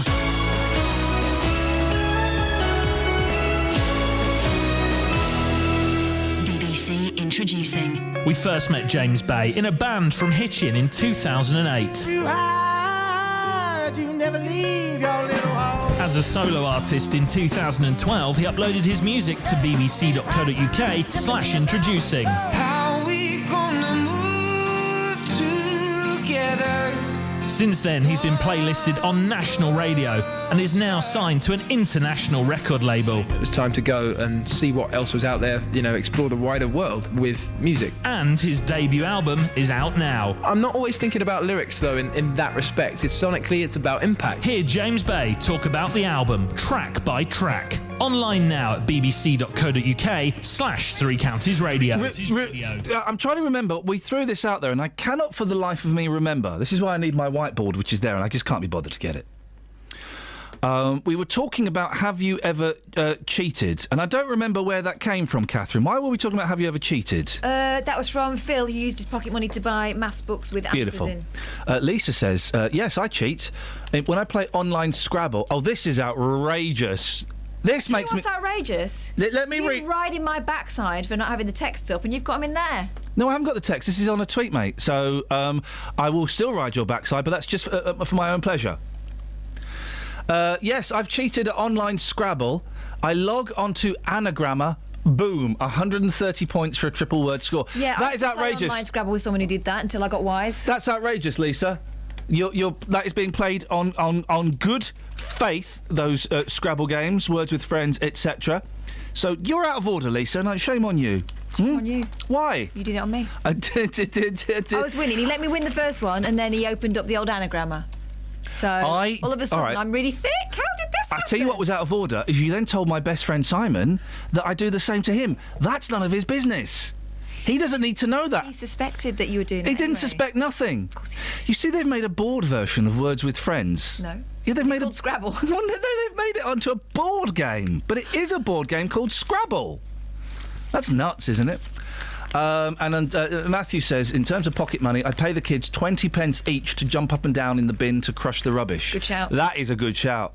That is a good shout. Because we all do it. Ever cheated, pocket money, tattoos. Oh, and Christmas lights. Why are we talking about Christmas lights in March? Well, let me tell you why. A family in Dunstable have received a letter calling them pikeys because they still have their Christmas lights up. You know, the ones outside the front of the house. Kevin Franklin recently had a stroke and a heart attack, which means he's unable to take down the decorations. He doesn't know who wrote the hand-delivered note, which accused them of making the community look a disgrace. We'll speak to Kevin in a few minutes. Before that, though, Justin, you've been out to Dunstable to see the lights, haven't you? I have indeed. It was strange. I went on Friday. It was a lovely sunny day on Friday, and there I was outside this property. It's Manor Park in Dunstable, and you've got the Christmas lights outside the property. You can see the picture on our Facebook page. People saying in the letter it's a disgrace. It's certainly not a disgrace, but it just looks a bit weird. In March, it's not Christmas, it was a lovely day, and there we are looking at Christmas lights. I have been talking to the locals along that road, mixed views. Here's what people had to say. Emma, you live next door to this property. Do they bother you in the slightest? Not even slightly, no, not at all. My kids love coming back. Every day when we come home, my son says, "Is it Christmas today, Mum?" No, it's not, son. But it looks like it. Well, a bit of an eyesore, aren't they? They're all right when they light them up in the, Christmas time, but now it's ridiculous, isn't it? Hey? So you want them taken down? Well, really, yeah. I don't mind them. They ain't doing no harm. Who's done this, do you think? Come on, talk to me. Who's done this? I want to go and talk to them. I don't have a clue. It's probably someone from around that end, because that end looks like posh. Like proper stuck-up people around there, I reckon. So they're stuck up round there, and they think people like you are a council house scum? I don't know. I'm surprised I ain't got letters about all the trolleys that I've got. How many trolleys have you got? You've got 2 trolleys. What are your trolleys doing there? What do you use those for? Bring my shopping home. Don't bother me in that respect. I just think it's daft leaving them up. Quite frankly, that's all there is to it. Mess. Don't bother looking. No, why should I look? It's a mess. Seasonable, isn't it? You have them when the time's right. Why, someone complained? Somebody's written them a very frank letter, which is very, very offensive. Oh, no, you don't offend them. All I say is people on the social get away with everything. What does that mean? Who can afford to have that many lights up? That's all I say. Just lastly, if I told you that the man in that house has been very, very unwell, which is the reason why they're still there, would that change your opinion? Turn that off. I've never heard such a load of in all my life. Okay. All right, thank you. Gosh, strong opinions there, Just. Yep, definitely strong, because, I mean, it is unusual, to be fair. I can't think... I live in Hemel. I can't think of any property in my town where people have still got lots of Christmas lights outside on the property. So it is a one-off. Some people there fully behind them saying, come on, they're not hurting anybody. Let's make it clear as well. These lights, they're not turned on. They're just outside the property. But certainly a divide there down that road. And some people, it's got to be said, very angry and they don't really believe Kevin's story, that they think he's well enough. Okay. They've certainly seen him out and about. They think he's well enough to take those lights down. They just think that he's lazy. Justin, thank you. Let's put that to Kevin. He's on the line now. Morning, Kevin. Morning. You're lazy. Apparently so. I might have been lazy, but at least when I went to school I knew how to write letters properly with proper pronunciation and stuff like that. I mean, Pike is with an apostrophe, March with a small M, so it makes them no better than me, does it? Well, it's. Let me read the letter. I've got the letter in front of me. Yeah. This is the letter you received. To the Pikeys that live at number 80, I am fed up of seeing your grotesque, tacky council house Christmas lights. It is March, for goodness sake. Your house leaves this lovely community looking a disgrace. It looks like a state. It sticks out like a sore thumb. I don't want to keep driving past this eyesore. Every time I do, my kids scream. I know you live in a council house, but there's no need to make it look like one. Yours sincerely, a very disgruntled citizen. Well, how did you feel when you got that letter, Kev? I was a little bit upset. One, that they didn't have the guts to post it through the door. They went via a stamp. So it just shows what kind of people they are. So they're up, they're not coming down, and they're not doing anybody any harm. I don't switch them on until it comes nearer Christmas, apart from they're now going to go on in April, which is Autism Aware Month, because I have a 15-year-old autistic son, so that'll give them something to moan about. Why are they staying up, Kevin? Because, due to my ill health, I don't want to risk it going up, put them up, take them down, put them up, take them down. What? Describe your ill health for those people who don't know. I've had various strokes. My last one was in November. Okay. And when did you put the lights up? The lights went up. A friend came round and did them at the end of November when he'd heard that I'd had a... Okay, so you didn't put the lights up? No. Why don't you ask your friend to take them down? Because I don't see why I should have to keep asking people to take them up, put them down, take them up, put them down, when I could leave them up. So the health thing that we've been talking about this morning isn't really relevant to the story, is it? You just want to keep them up there? No, I'm just... The reason we're up there is so that I don't have to keep asking people, because of my health, to help me put them up and take them down. You wouldn't have to keep asking, though, would you? You'd have to ask them once to take them down and once to put them up again. Yeah, well, that's... Keep asking other people to do something that I want done. I'm not the sort of person that goes, getting other people to do something that I want to do. It could be argued, Kevin, and we heard some of those voices there, that you're lazy. Well, if everybody's entitled to their opinion, but once again, they hide behind a microphone. Don't come and tell me their opinions. Why doesn't your daughter take the lights down? There are people around you, Kevin, that could take the lights down. Would take what, an hour? Well, it'd probably take more than that. It took my friend two and a half days to put them up. Really? 2.5 days to put them up? Yeah. You've got all the wiring to... Well, there's not that many lights, Kevin. I know, that's my biggest argument, but there will be this year. Right. Because my friends already told me we're going to make sure the house is covered and really give the... Well, here's the thing, Kevin. We heard from your wife earlier on, and she says you're going to put up more lights for April. Yeah. Who's going to put those lights up? My friend's going to do it for me. Instead of putting up more lights in April, so you're quite happy to ask him to do that. You couldn't just ask him to take them down. No, you're putting words in my mouth now. He offered to do it. I didn't ask him. He's disgusted with what's gone on. So he is now going to put more up for me. Let's put that straight. He's offered to put them up. The same as people on Facebook and Spotted in Dunstable have said that they will come round and help me take them down. Okay. It's now the principle of it. No, but, well... The principle is now nobody tells me what to do in my house. Well, it's not. The thing is, Kevin. Kevin. No, Kevin. It's not. Right, Kevin. Don't drive past Kevin. and their kids scream. If they don't want to look at it, then don't drive past my house and look at it. Simple. Kevin, the thing is, it isn't in your house, is it? That's the problem. It's outside your house, and we all it's have, within the boundaries of my property.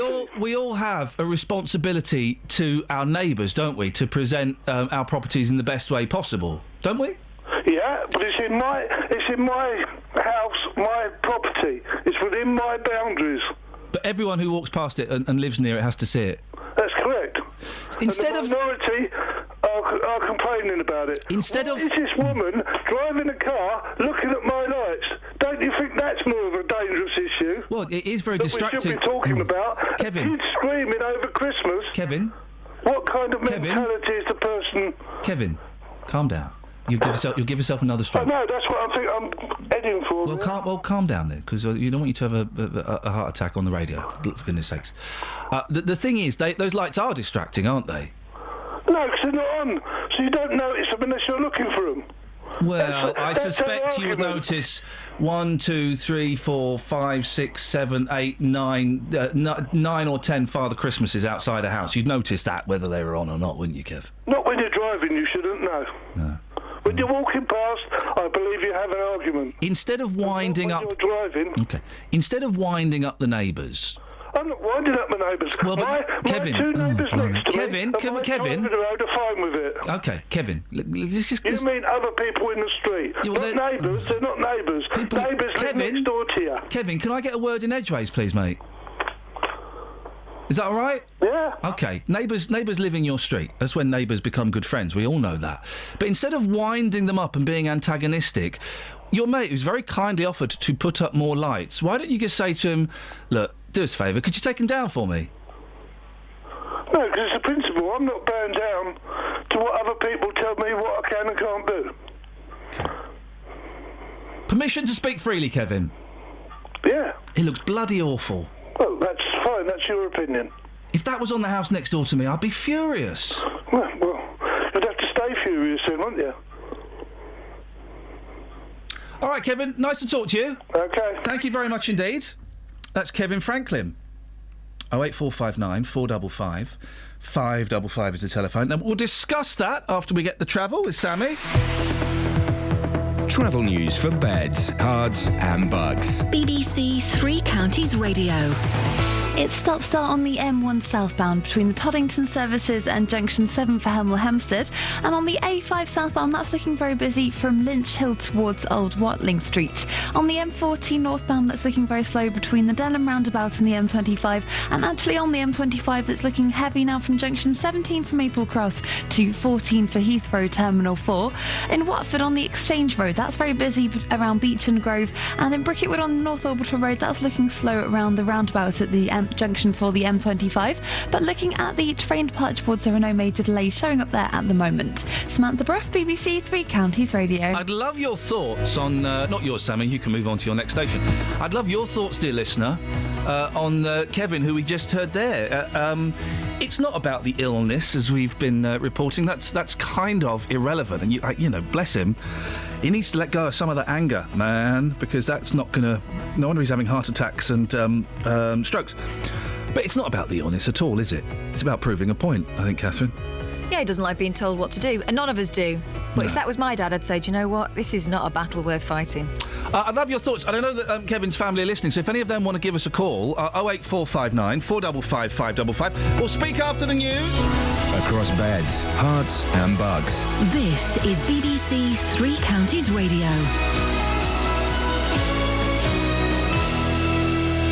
It's 7:30. I'm Lee Agnew. The headlines. The BBC has learned that medical procedures are being carried out in hospitals and care homes by untrained and unqualified staff. NHS workers from 10 hospitals, including Bedford, have voiced their concerns about the role of healthcare assistants. A remote-controlled drone carrying a package has been found by staff at Bedford Prison. It's believed it was being used to smuggle things into the jail. And a family in Dunstable have received an abusive letter because they still have their Christmas lights up.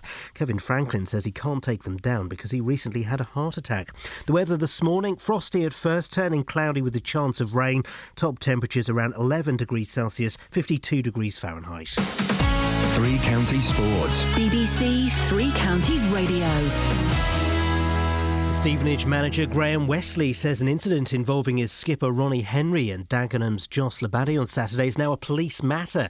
Labadie's been accused of biting Henry during the Daggers' win over the Borough in League Two. You don't go on a football pitch expecting to lose your finger, and Ronnie was horrified by what had gone on. It's a football match, and he's nearly lost his finger. That's, I think, what led to the scene at the end when there was some, clearly some nastiness going on. Watford lost top spot in the Championship as they were beaten 1-0 by Ipswich. MK Dons are now 4 points from an automatic promotion position in League One after their win against Notts County. Chelsea have gone 6 points clear at the top of the Premiership table after a 3-2 win at Hull City, but the Chelsea manager Jose Mourinho believes there's still plenty to play for. Mathematically, everything is wide open. But the good thing for us is that we have just to think about us. I believe that their opponents were watching this game, were worried with the result of this game. We are not when they play. When they play, and we don't carry the results because we just focus on ourselves. And in tennis, Novak Djokovic has defeated Roger Federer in the final at Indian Wells and to take his 50th career title. A second match point for Djokovic on the Federer serve. Down the centre he goes. Good return from Djokovic. Big forehand is hooked wide by Federer. And Novak Djokovic, arms aloft, has retained his Indian Wells title. And that's BBC Three Counties News and Sport with more at 8 o'clock. Call 08459 455 555. BBC Three Counties Radio. OK, well, we just spoke to Kevin Franklin about his house that's got Christmas decorations out. And I've just looked at the Facebook page, and most people are in support of Kevin on the Facebook page. Most of them. Although one gentleman where is it? One gentleman posted... When were his health problems? And someone wrote back going, "Oh, you're just as bad as those bigots." But the Facebook page is misleading, is very misleading. And when you read it, this is why I avoided this story last night. I knew there'd be more to it. When you read it like it's written on the Facebook page, your sympathies lie with Kevin. A family in Dunstable have received an anonymous letter calling them pikeys because they still have their Christmas lights up. Kevin Franklin recently had a stroke and heart attack, which means he's unable to take down the decorations. Now, I read that as he put the decorations up in December, he had a heart attack the end of December, early January, and a stroke. He can't take them down. That's not the story at all. He had the stroke in November before the lights went up. A mate put them up for him. Somebody, I suggest possibly even Kevin himself could, if he wanted to, somebody could take those lights down. It isn't that there is a man who has had a stroke, can't get his lights down. Somebody put them up, he could take them down. He says the health issue has nothing to do with it. And now he doesn't want to take them down because he's proving a point. It's his house, he can do what he wants. And he's going to put more up. The one thing I would say is that note's out of order. Oh, yeah, of course. And if you're going to have a Barney with a neighbour, have the guts to put your name on it and, say my name is Steve at number 35 or whatever. Although, remember, I was plotting to do something to a neighbour quite recently. Oh, you were going to put poo through their letterbox, weren't you? No, I wasn't going to put poo through their letterbox.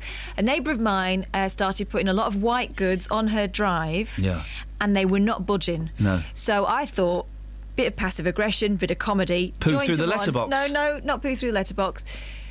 Operation Shift Your Fridge was going to involve me going to buy some of those nice alphabet magnets and spelling out various messages, like, I need a dump for the fridge, get it? And stuff like that. I never did it, but I was very, very tempted. I would never have put such an aggressive note through anybody's door. Just comical fridge magnets. That's different, right?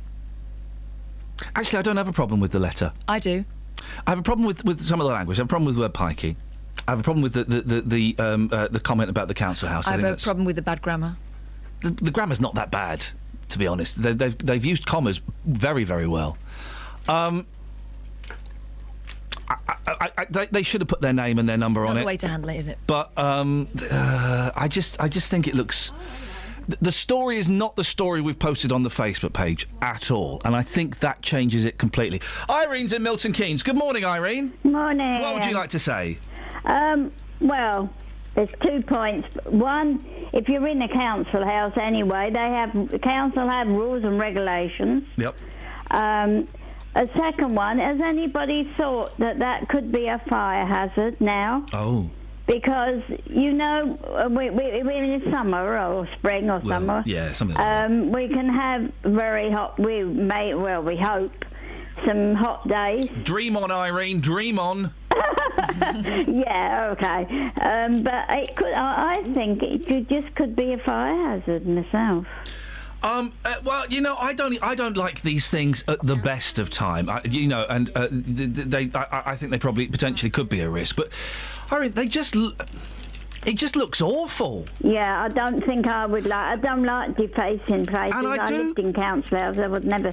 But even if you live in your own, indoors, yes. Outside, no. And this is the thing, Irene. Unless you're doing it for a charity, which some people do, Christmas time. Irene, thank you very much Christmas, indeed. Christmas, I have very tasteful little lights. Oh, I don't like them. And they don't flash or do anything. They're just nice. Yeah. They're just there at Christmas time. You said that I was common. Yep. Yeah, I am. Yep. Not as common as I could be because my mum's got rainbow lights that flash. Oh, yeah. So, you know, I am moving on a little bit. I don't mind that Christmas time.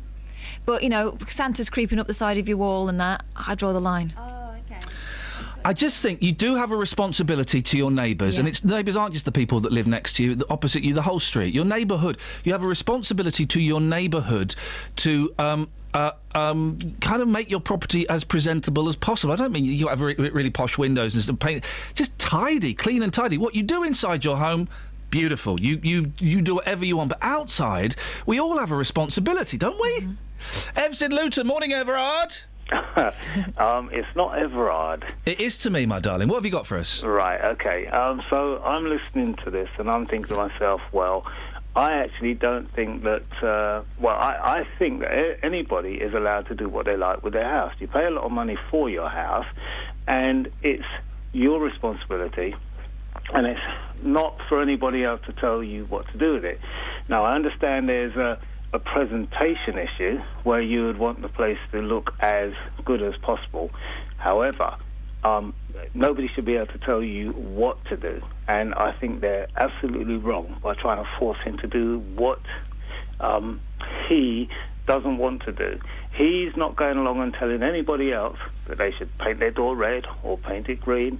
So they're actually wrong. Okay, so I can do anything to the front of my house, can I? Well, actually, you can. Right, in that case, I'm going to paint a large picture of a naked woman, and the front door is going to be the rude bits. Is that all right? If you really wanted to do that, you could. But would you like that if you lived? Would you like that if you lived opposite me? I actually live next door to some people who are using their back garden as a dump. I hate it. I keep mine tidy, and next door to mine theirs is terrible. But there's nothing that I can do about it. Well, two things. First of all, it's the back garden, so it's slightly different. Secondly, that's a health hazard for your garden, because that will attract foxes and rats. That's correct. So you could do something about that. I can call the council, but the council can't do a lot about it because actually it's a private property, and they would have to take the people to court, which they're not willing to do.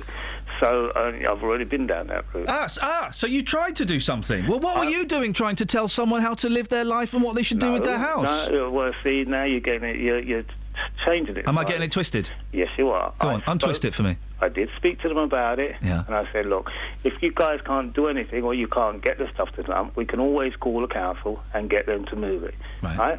And that's how the story went. But so you were still trying to encourage the neighbours to do something they didn't want to do? Encourage, but not tell. There's a difference. OK, very subtle one, I would argue, Ev, but always good to talk to you. Steve's in Dunstable. Morning, Steve. Morning.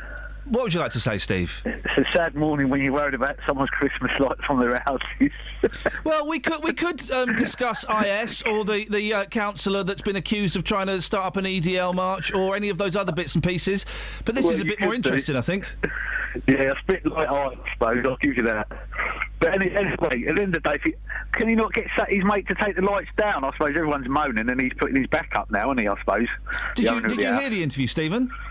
Just slightly caught. I just caught it, sort of thing, at the end of it. I did put that to him, and he doesn't want his mate to take the lights down. His mate is instead going to put some more lights up. Now, that is just...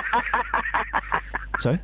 Love it. That is just sticking your fingers up at everyone, isn't it? Well, what's wrong with that? If he wants to stick his fingers up, listen. People must have sad lives to be whinging about Christmas lights on the house. I mean, there's more important things to worry about. But that argument, no, Steve. That argument about there's more important things to worry about doesn't. Yeah, there is. Yeah, I know there are. Of course there are. There is.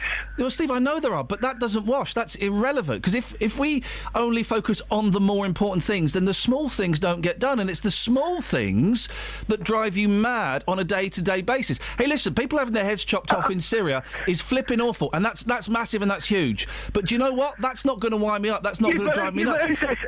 Nobody's actually standing there all day looking at the house, are they? Christmas lights. They're driving by, they're going to work, and they're just having a whinge. We all whinge. I'll probably drive by and go, geez, he's got his Christmas lights up. But what about the people, the poor people that live... I wouldn't call them abuse. I wouldn't give them abuse or anything like that. And that's out of order. But the poor people that live opposite it, I mean, come on, that's heartbreaking, isn't it? It looks awful, Steve. You pull your curtains, you shut your front door. You don't look out the window all day at someone's Christmas lights and moan about them, do you? Well, if you live directly opposite it, imagine, right, and I don't know this, I believe it's a council property, I don't know, but imagine you own the house next door and you try and sell it.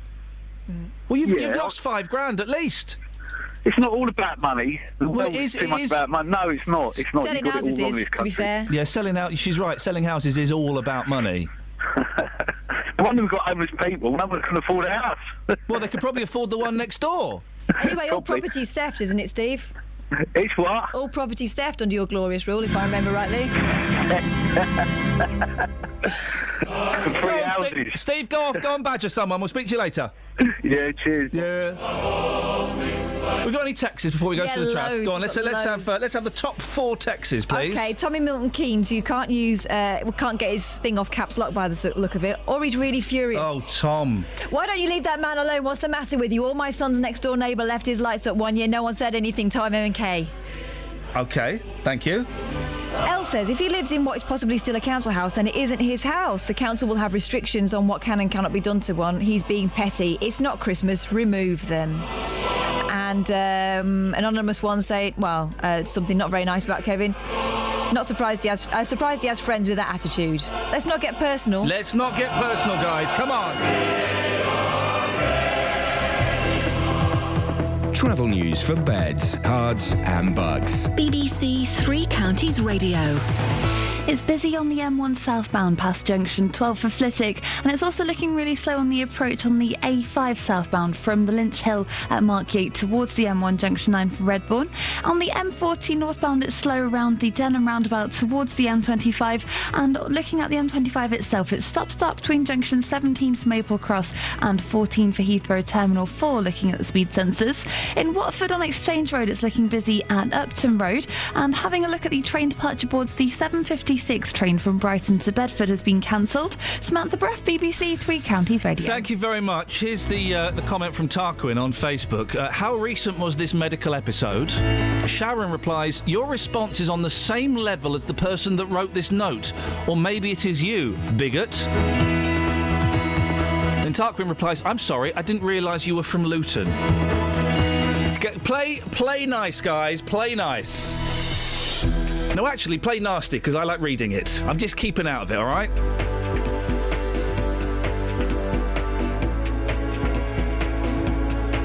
Right, 7:46, Monday the 23rd of March. I'm Iain Lee. These are your headlines on BBC Three Counties Radio. Staff at Bedford Hospital have raised concerns about unqualified assistants carrying out medical procedures. A remote-controlled drone carrying a package has been found by officers at Bedford Prison. And a man from Dunstable is denying he's too lazy to take down his Christmas lights. More of your calls on that soon. Before that, let's get the weather. Here's Sarah. Beds, Herts and Bucks weather. BBC Three Counties Radio.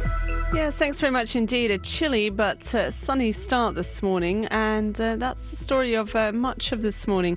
We'll keep sunshine. I say that there is a finger of cloud which is stretching up from Watford across Hertford, some parts of Hertfordshire, but the rest of us, there's a little bit of cloud in Buckinghamshire, but mostly we are looking at some sunshine to start this morning, and certainly a dry first half of the day, or a bulk of the day.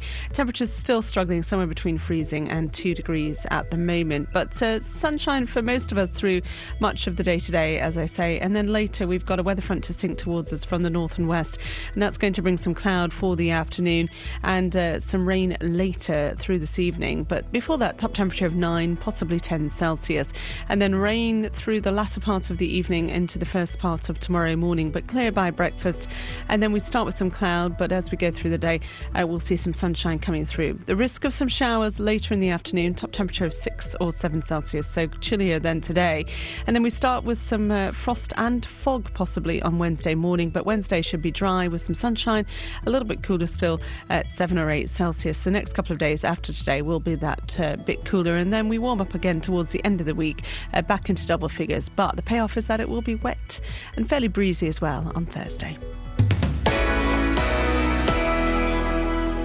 Roberto Perroni on BBC Three Counties Radio. On Thursday, I'm spending the afternoon at the Waterside Theatre in Aylesbury.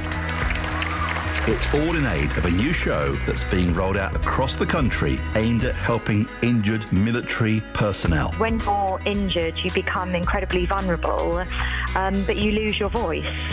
So this is all about giving a voice back.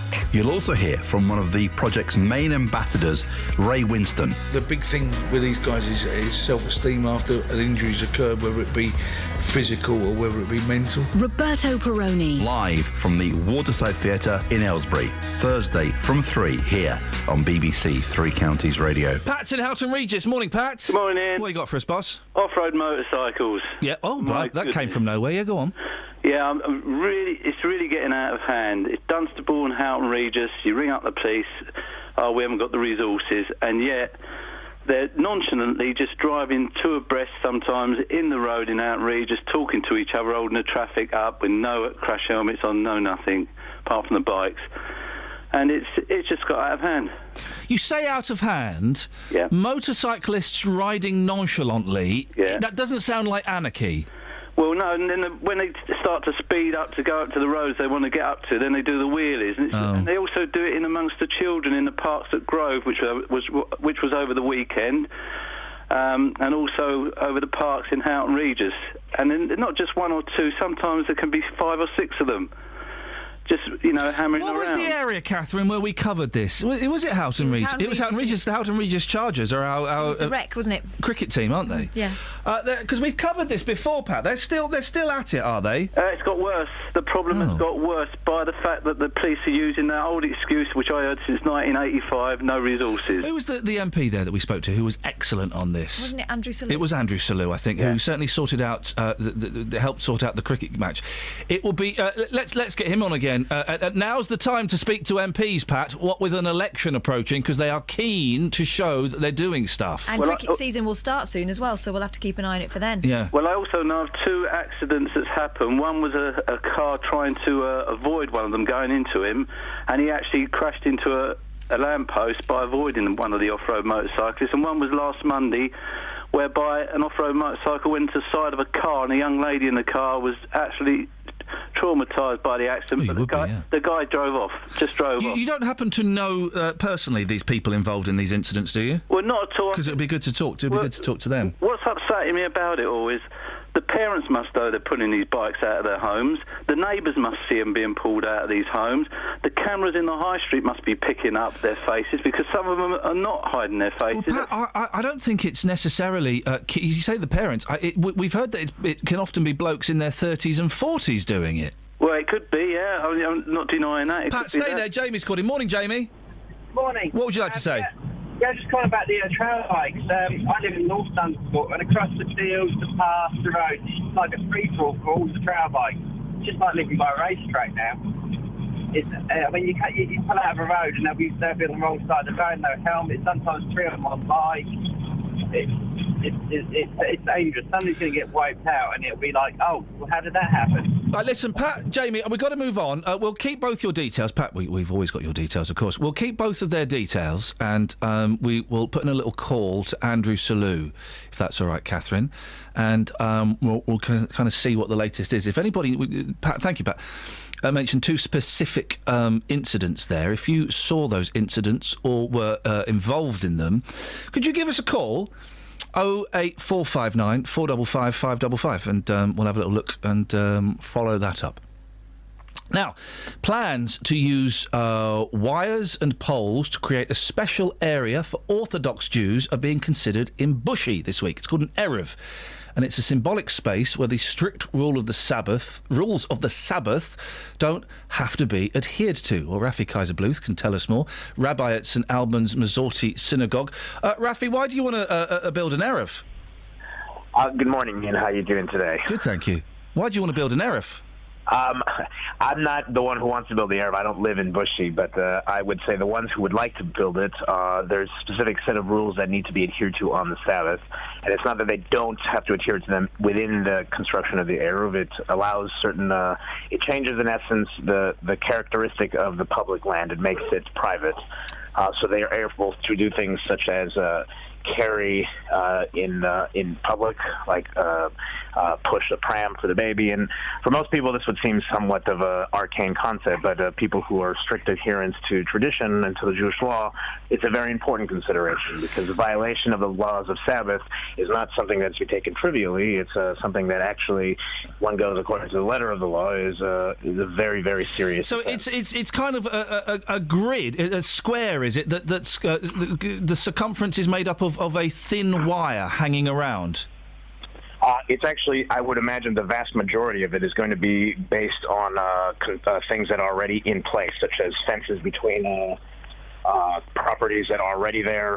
This is only going to be put in place where the boundary is interrupted. So, for example, to cross the streets. So the vast majority of this is not going to be noticed because, like I said, it's already in place. They would need to span a piece of road, so they would erect 2 poles that would be blended into the surrounding area as is already. And the string itself is 0.5 millimeter wide, and it's clear. So unless it's covered in raindrops, you wouldn't really be able to see it. It's still quite divisive, though, literally and metaphorically, to do something like this, isn't it? No, I don't think it's divisive at all. If you're not even aware that it's there, you won't see it. You don't know what it is, and it doesn't do anything to somebody who doesn't want to adhere to it. For example, if there are Jews or non-Jews who are living there, you might not, unless you know specifically what you're looking for, you're not going to notice that it's there. And so I would disagree completely that it's divisive. I'm still trying to figure out why it would be divisive. Well, let's see if we can find out. Stay there, Rafi. We're joined by John Dowdall, who's chair of Watford Area Humanists. John, is it divisive? Yes, it is. Explain to me and Rafi. Because it's sort of exclusivist. You could almost say, I mean, Judaism is a religion. It's not a race, obviously, but nevertheless, it has the effect of creating a kind of what's known as a shtetl or ghetto mentality amongst certain sections of the community. I'd also say this. I mean, there are devout Jews who object to this because basically, I mean, if you are saying that you have a belief in a Jewish God, and that your Jewish God is all-knowing, all-powerful, all-seeing, the idea that you're extending somebody's front living room, because that's what this idea of the Erev is, that you're extending this to a much larger area. This is actually a con job. I mean, it's like a confidence trick against your own God to get around your own God's rules. John, the Shabbat, with regard to Shabbat. Tricking God to one side, it doesn't really do any harm, does it? As Rafi was saying, you wouldn't know it was there, and if you don't know, it's not going to hurt anybody, is it? Well, again, a devout Jew would say that what they're doing is they're condemning people to hell. I mean, that's the basic upshot of all this. Why? Because you're breaking the rules of Shabbat. You either are an observant, pious, devout, religious Jew, or you're not. But this excludes you from those rules. There's obviously a loophole. So, obviously, they've found a loophole, and if that's the case, but that goes against their own religion. There's something called the 3 O's, and they are supposed to observe the rules of the Shabbat. The rules of the Shabbat say you are forbidden from certain activities on the day of Shabbat, And this is simply, a confidence trick around it. But for a humanist to argue, John, that the people that make use of this error will be going to hell, well, you don't believe in hell. So what's your real beef with it? Well, I don't believe in hell, but I'm saying if that's what they believe, then they're actually, duping their own followers. And the other side to it as well is this. I mean, this will change the social character of the area. It's happened everywhere else where these have been introduced. Basically, people starting to think, oh, well, that's a Jewish area, and people won't move in there. Now, in a country, I know the politicians don't get. Where is that? Because I know there's an area. I think it's in Golders Green or near Hampstead in North London. There is. That's not changed the layout of the area, though, has it? Well, yes. I mean, basically, if you look at a map of London now, if you look at a map of all the Arabs, there's an unbroken chain of them coming out from. Which came first, the Arabs or the large compacted Jewish community? Because Golders Green has always had a big Jewish community, hasn't it? Well, I'm sure you're right, but what I'm saying is, if you look at the map of London now, if you look at the map of, there's now an unbroken chain of Arabs coming out from the centre of London in a northwesterly direction, stretching right the way out to Radley. And are you saying that corridor, the Jewish community has grown since those Arabs were built? Oh yeah, I mean. And what's your problem with that? Well, my problem is this. I think what lies behind this is that it's a sort of a Zionist approach to promoting something called a liar. And basically it's designed to make the Jewish community more and more insular, more and more unnecessarily fearful of the rest of the secular society they're living within. And ultimately it's designed to try to promote these people eventually to leave this country to migrate out to Israel. That's, John, let me just put that point to Rafi. Rafi, it's a Zionist plot. I'll say, first of all, I'm very impressed with your knowledge of Jewish law, but I have to say you've fundamentally misunderstood several things. And I'm going to say, first of all, what Iain said, the Jewish community was already there. This is added to help them fulfill some of their obligations of observing Sabbath. Furthermore, we don't believe in hell, so I think you need to understand that point. But also, this is something that the Jews who are living here, like I said, it's not going to affect anybody else. No one's going to know that it's there. It hasn't changed fundamentally communities where these are put up. And I'm not sure what Zionism has to do with this at all in any way whatsoever. But being that all that said, the majority of people, the council has approved this. This is something that is few people would like to see. I'm still not understanding your objection to it. It's not going to change the character of the community. It's not going to force anybody to behave in a certain way. It's not going to condemn anybody to any kind of purgatory or whatever. And Rafi, you can confirm. Sorry to move you on. You can confirm that this is not a Zionist conspiracy. This is nothing to do with that at all. I'm not sure what that has to do with. No. Gentlemen, I could talk longer about that, but I have to move on. I'm already late for the travel and the news, but thank you very much indeed. Of course, all of those who believe in a Zionist conspiracy will say he would say that. I really enjoyed that. Thank you. Rafi Kaiser-Bluth, Rabbi at St Albans Masorti, was the last voice you heard there.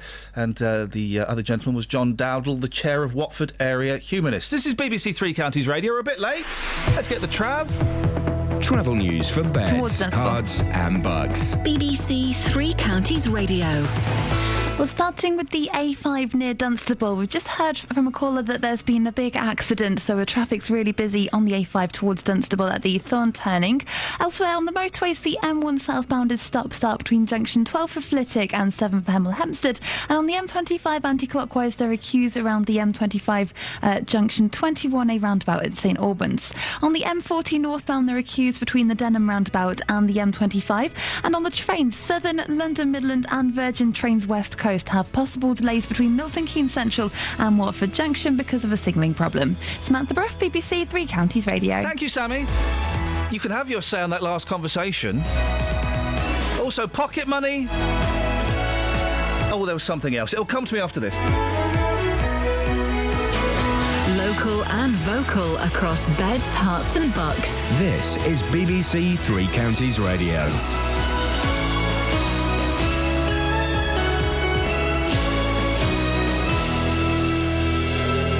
8 o'clock, I'm Lee Agnew. The headlines: workers at Bedford Hospital raise concerns about untrained staff. A drone used for smuggling is found at Bedford Prison, and a dispute over Christmas lights in Dunstable. BBC Three Counties Radio. The BBC has learned that medical procedures are being carried out in hospitals and care homes by untrained staff.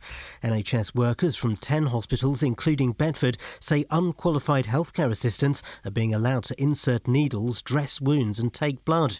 Tracy Lambert from Unison is blaming the situation on a lack of funding. Anything that they are doing which is deemed beyond their remit is wrong, shouldn't be happening, and trusts need to acknowledge that by increasing the numbers of registered general nurses on the wards and departments, but also ensuring that healthcare assistants are properly trained. A remote-controlled drone carrying a package has been found by officers at Bedford Prison.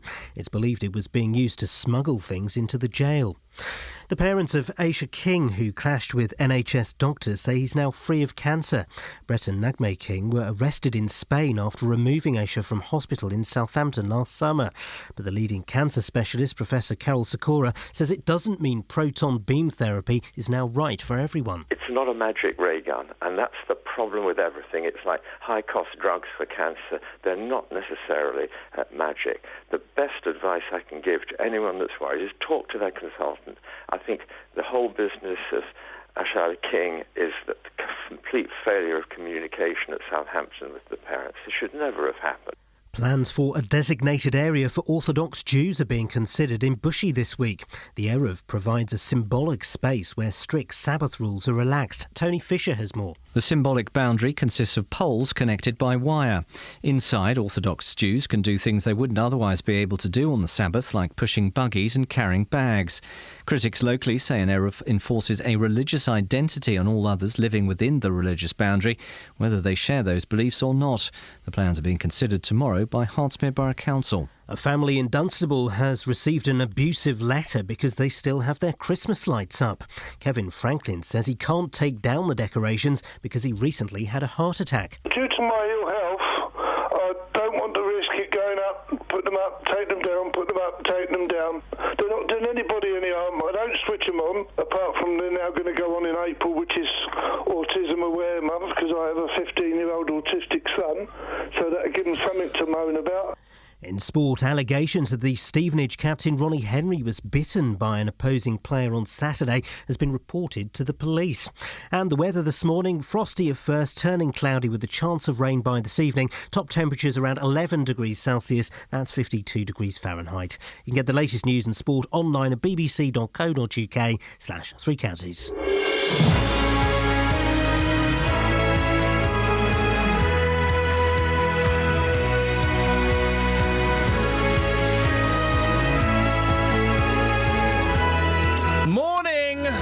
Iain Lee, BBC Three Counties Radio.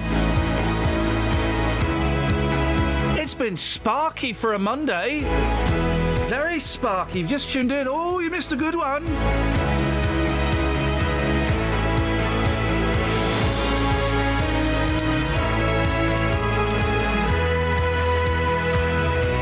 So, pocket money. How much pocket money do you give your kids?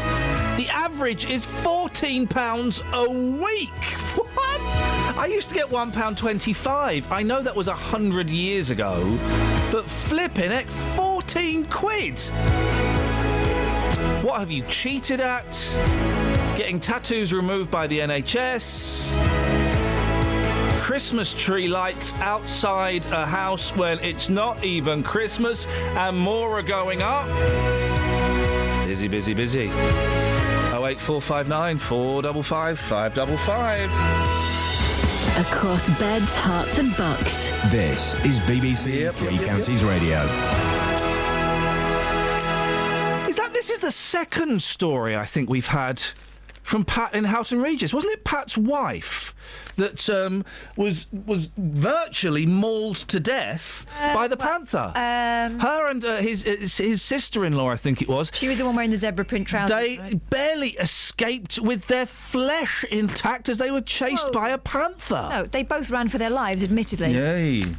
But the panther didn't get close. We should pay Pat a salary. He's better than some of the slackers we've got here. It's a joke, team. It's a joke. Some of the slackers are quite good. You are all slackers, but you're good slackers. So it's House and Regis, where the story we've covered before about motorbikes, off-road bikes, causing mayhem. You may remember they were invading the cricket pitch. Well, that got stopped and sorted. But they're still riding on the roads, riding on the pavements, riding on the parks. And a lot of the parents feel it's just a bit of cheeky fun. Yeah, terrorising people. Well, we've got loads of calls on this. Tracy's on the line. Good morning, Tracy. Good morning. What have you seen? What I've seen, I've experienced it firsthand, actually, with my daughter. This motocross, dirt bike, whatever you like to call them, actually drove into her last week. Oh, this is your daughter's the young lady that Pat was talking about. It is indeed, yes. What happened, Tracy? She was coming out of Morrison's car park last week on her way to uni. This guy come at speed straight over the roundabout, just literally straight into her. He actually landed on her bonnet. Oh, no. Yes. How old is your daughter? She's 20. 20, OK. I only asked that because that would be terrifying to anybody of any age. But 20, when you've only been driving for a short time, that must have been awful for her.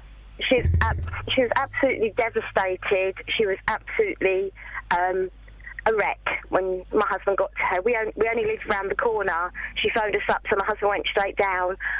She was a quivering wreck. She couldn't get the door open. Somebody from the public had to help her get the door open so she could actually get out of her car. Because it had been smashed in so much? Because it had moved the wing, which had moved the hinge, so she couldn't get out. There's some work to do on her car, but unfortunately we're in a catch-22 because the guy drove off doing a wheelie up the road, got back off the bonnet, got on his bike, went up the road. She'll lose her no claims bonus, which will then send her insurance through the roof. Well, I imagine a 20-year-old, her insurance isn't going to be cheap anyway. No, it's not. And, it's something she's then going to have to pay out of her savings to get her own car repaired. So the fella he landed on her bonnet? He landed on her bonnet, on her windscreen, got off, swore, said, got back on it, picked his bike up and got on it and done a wheelie up the road. Oh, you little so-and-so. You cheeky little so-and-so. And the best bit about it is Louise plays football, ladies football for a local team as well. Yeah. So we went off to hospital. We phoned the police. They said to go to the local station, which we did do, and it was shut. Yeah. So we then ended up at Dunstable. They took a statement but said, don't hold out much hope. Went to the hospital because she's got whiplash and she's hurt all her shoulder and down the side of her back. And she can't play football. Well, she can't play football, she's in pain, so she went along to watch her football team at the weekend, and the same guy actually rung amok across the football pitch in Houghton Regis on the same bike. How does she know it was the same fella? Because she saw him, he was on the windscreen. She remembered... I'm so sorry, Tracy. I suppose she had a very close look at him, didn't she? Yes. So he wasn't wearing a helmet or anything? No helmet. And he went. Sorry. So on Saturday, she goes to the football match, and he's riding on Sunday, and he's riding across the pitch. There's three of them. Yeah, there's three local lads, and they run amok across the football pitch. She got it on her phone, and the football coach took some pictures of him, so we could sort of zoom in, but you can't really see his face clear enough. Tracy, I would love it if you could send us that footage and those photos. Yeah, I'll try, yeah. Would you, if it's on her phone, email it to Iain. We'll get Iain.lee@bbc.co.uk. Well, I'll make sure Catherine gives you the email address before we let you go. Okay. We would love to have a look at that, and let's see if we can find the little so-and-so. Yeah. How is she? Obviously, she's physically hurt. Yes. I imagine she's going to be a bit in shock for a while, isn't she, as well? Yes, yeah, she was. She sort of plodded on, and she insisted on going back to work on Thursday. But she ended up leaving work early to go back to the hospital because she couldn't stand the pain any longer. To get some painkillers.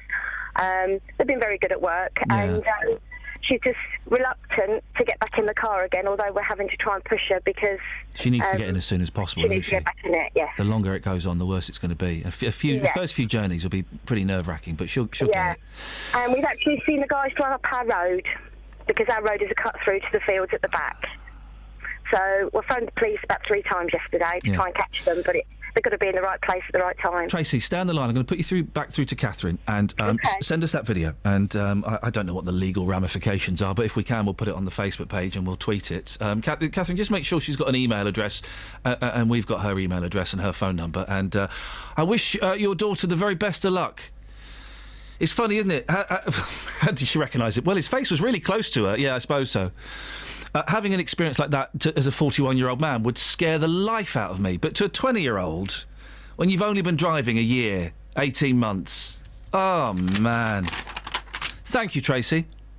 We'll follow this up. David's in High Wycombe. Morning, David. Good morning. I spoke to you a few weeks ago about this, Ian. Oh, yeah, go on. We was out racing all weekend with my 2 young kids at the local track where we're members, and I sold 2 bikes recently, two young guys, one in Reading and one in Slough, and they were going to ride them in the woods, in the fields. I said to him, why don't you join a local club? And he got no interest. It takes time and money to transport the bike to a club, joining the club, race fee for the club on the day, and it's too expensive for them. So maybe the council could help. There's a lot of land around that doesn't ever seem to get built upon. I'm sure the council could help somewhere to get these kids off, and some of them are probably quite good riders, probably could make a career out of it. But so you sold a couple of bikes to some dodge pots that were going to use it for naughty things? Yeah, so one of them said. The other one didn't say anything, but from the looks of them, I could imagine they weren't going to go to the local motocross track. Do you not have a responsibility selling these bikes to not sell them to idiots? No. Could you vet someone that you sell a car to? If he doesn't want to have tax and insurance on it, you couldn't, could you? So it's not my responsibility, no. Oh, you just reminded me my tax ran out at the end of February. Thank you. I've got to do that to add a warning letter. Thank you. I suppose not. So it's not mine, I don't think. You don't think it's yours at all? I mean, I don't know. I'm not judging you in the slightest, David. I'm just trying to think it out loud. I just think it'd be nice if the council would help. They put BMX tracks in because loads of kids like BMXs and skateboards now, and there is just so much land, and there is a lot of kids that like riding bikes. I'm not saying it's the right thing to do because it's not. I would never do it, and I did do it occasionally. Yeah. And we got caught a couple of times, and when they said they were going to impound the bike and take it, that's just not what I wanted. So we then joined a club, and I got my 2 youngsters into it that way, which is fantastic. But it does all cost money, and there's not a lot of money around for these young kids to pay out for all of this, So David, I can see why they do it. I appreciate your call. Thank you. I'm not having a go at David there. I don't know. I'm just thinking out loud. Does he have a responsibility to sell it responsibly? I mean, I don't know. He's right. You sell a car to someone, you don't know if they're going to go off and use it as a getaway car or something. I don't know. Oh, wait, Phil, thank you, Pat, for getting in touch half an hour ago, because I think we've sparked something off here, and we'll see about getting that video. 08459 455 555. Travel news for beds, cards and bugs. BBC Three Counties Radio. On the A5 towards Dunstable, there's been an accident at the Thorn turning. John called to say that there's been a 5-car pile-up there and the traffic's really bad. We've also heard from Mia saying it's really busy there too. In Lily, on the A505 westbound, there's a lane blocked by a breakdown between Lily Bottom and Mount Grace Road, and that's on the turning, so it's causing a few problems. And in Radlett on the Watling Street, that's blocked in both directions by a bus fire between Park Road and the Drive. The emergency services are there at the moment. On the motorways, the M25 anti-clockwise has long queues between junction 21A for St Albans and 14 for Heathrow Terminal 4, and the M1 southbound is stop-start between junction 12 for Flitwick and 7 for Hemel Hempstead. Having a look at the train departure boards, London Midland, Southern and Virgin Trains West Coast are all reporting possible delays because of a signalling problem. That's between Milton Keynes Central and Watford Junction. Samantha Bruff, BBC Three Counties Radio. Thank you very much. 8:16. It is Monday the 23rd of March. I'm Iain Lee. These are your headlines on BBC Three Counties Radio. The health union Unison says staff at Bedford Hospital are right to be concerned about unqualified assistants carrying out medical procedures. Officers at Bedford Prison have discovered a remote-controlled drone carrying a package over the wall. And after complaints from his neighbours, a man from Dunstable is denying he's too lazy to take down his Christmas lights. BBC Three Counties Radio.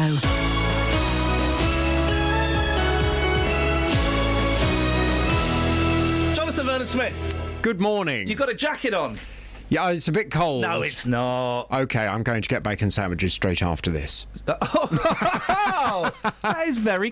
Hey, Kels, Catherine, JVS is going to get us bacon sandwiches, he just said. Are you? Straight after this, he just said he's going to go and get bacon sandwiches. I don't really like bacon sandwiches anymore. Do you want a sausage roll? Roll in a bap? Yeah. Yeah, Kels? Bacon's fine. I'll have... do you know what? Can I get a fried egg roll, please? That would be brilliant. Thank you. Oh, thanks, Javes. It's not quite... Thank you, mate. Appreciate it. But much appreciate. Muchos apreciatos, I think they say in Mexico. So, thank you. That's very kind. Do you want any money? No, that is very, very kind of you. Thank you very much. You just made the hands patting down gesture. Say, no, I'll get this. So thank you, mate. Beautiful. Great start to the day. What's on your show this morning? Keep it quick, because we're all a bit peckish here. On the big phone in this morning, I love the Christmas light story. It won't surprise you to learn that. You knew I'd love this, didn't you? Yes. I love it. Coming up at 9 this morning, should the Franklins take their Christmas lights down? As we've been hearing this morning, a family in Dunstable have received an anonymous letter calling them pikeys because they still have their Christmas lights up. Kevin Franklin recently had a stroke and a heart attack, and he says he's unable to take down the decorations, but we've also learnt he didn't actually put them up in the first place. A friend did. And his wife says they may even now put up more lights because of all this. The pictures of the Franklins' council house have been shared on our Facebook page tens of thousands of times. Well, from 9 this morning, I would love your reaction to this. Should the Franklins take their Christmas lights down? 08459 455 555. Oh, we spoke to Kevin, and yeah, his friend is going to put more lights up in April. I know. Just to... antagonise the Facebook page is misleading. We now have a clearer picture of the story, and there's 116 comments on there. The majority of them saying, "Oh, leave him alone. He's not well." Well, that's because it's worded. Kevin Franklin recently had a stroke and a heart attack, which means he's unable to take down the decorations. Turns out the health aspect of it is nothing to do with the story. Because you say he had the stroke in November, the lights were put up after that by a friend. By a friend. Yeah. So the friend could take them down. He wants to keep them up so he doesn't have to put them up again next year. Well, maybe there's some logic in that. From 9 this morning, I'd love your reaction. Should the Franklins take their Christmas lights down? 08459 455 555. In football, most things can change. Luton Town have confirmed that their Kenilworth Road ground is to be renamed. But one thing that doesn't is our coverage of your local team. Tomorrow night, we're at the Prostate Cancer UK Stadium. Where? Kenilworth Road to you and me as Luton take on Wickham. And now a chance for Lawless! We'll have all the build-up and then full commentary on another important game at the top of the table. Fred gets up, well headed, goal! Wickham back in the... What on the with his second goal, completely unmarked. Luton versus Wickham in Three Counties Sport. Tomorrow night from 7, here on BBC Three Counties Radio. Now, more of your calls in a bit, by the way. We're getting loads of calls about, I think predominantly about the motorbikes, are we? Yeah, we're getting that. Loads of near misses. One instance where a guy had the motorbike drive past him on the pavement and pointed to a police car to say, are you going to sort these guys out? And apparently they ignored it. Well, we need to send Justin down there either today or tomorrow, don't we? We need to work out when they're doing it the most. That's the problem. OK, we'll come to that. We'll read those texts and get those phone calls in a second. But before, the BBC has learnt that medical procedures are being carried out in hospitals and care homes by untrained and unqualified staff. As part of a special investigation, NHS workers from 10 hospitals in the region, including Bedford, have contacted the BBC voicing their concerns. NHS staff say that healthcare assistants are being left to insert needles, dress wounds and take blood without being properly trained. Well, Jan Hansen set up the Cure the NHS in Bedfordshire following the death of his mum at Bedford Hospital, which he says fell at the hands of untrained assistants. Jan, what happened in the case of your mother? Morning, Ian. Morning. Well, yeah, she was basically taken into Bedford Hospital in December 2008. Her stay there was over a 13-week period, and I began logging right from day one, actually, because the first time I visited, I noticed serious mistakes with the care, and it boiled down to forgetting to feed my late mother. And I noticed over this 13-week period, one thing after the other, and as I have it all on record, and when I look at these records, I can't believe how many mistakes were made. And what I realised after a very short time was there seemed to be a very serious lack of management on that ward. And it seems, the information I'm getting, that this situation is still there. The wards are being very poorly managed. A lot of the chores or very important jobs are being left at the hands of healthcare assistants, and they are under so much pressure because they feel as though they haven't been properly trained. So the whole thing is, well, in a serious state at the moment, and I don't know if this new care certificate that they're bringing in April is going to make an awful lot of difference if the management standards are not going to be raised to a much higher standard.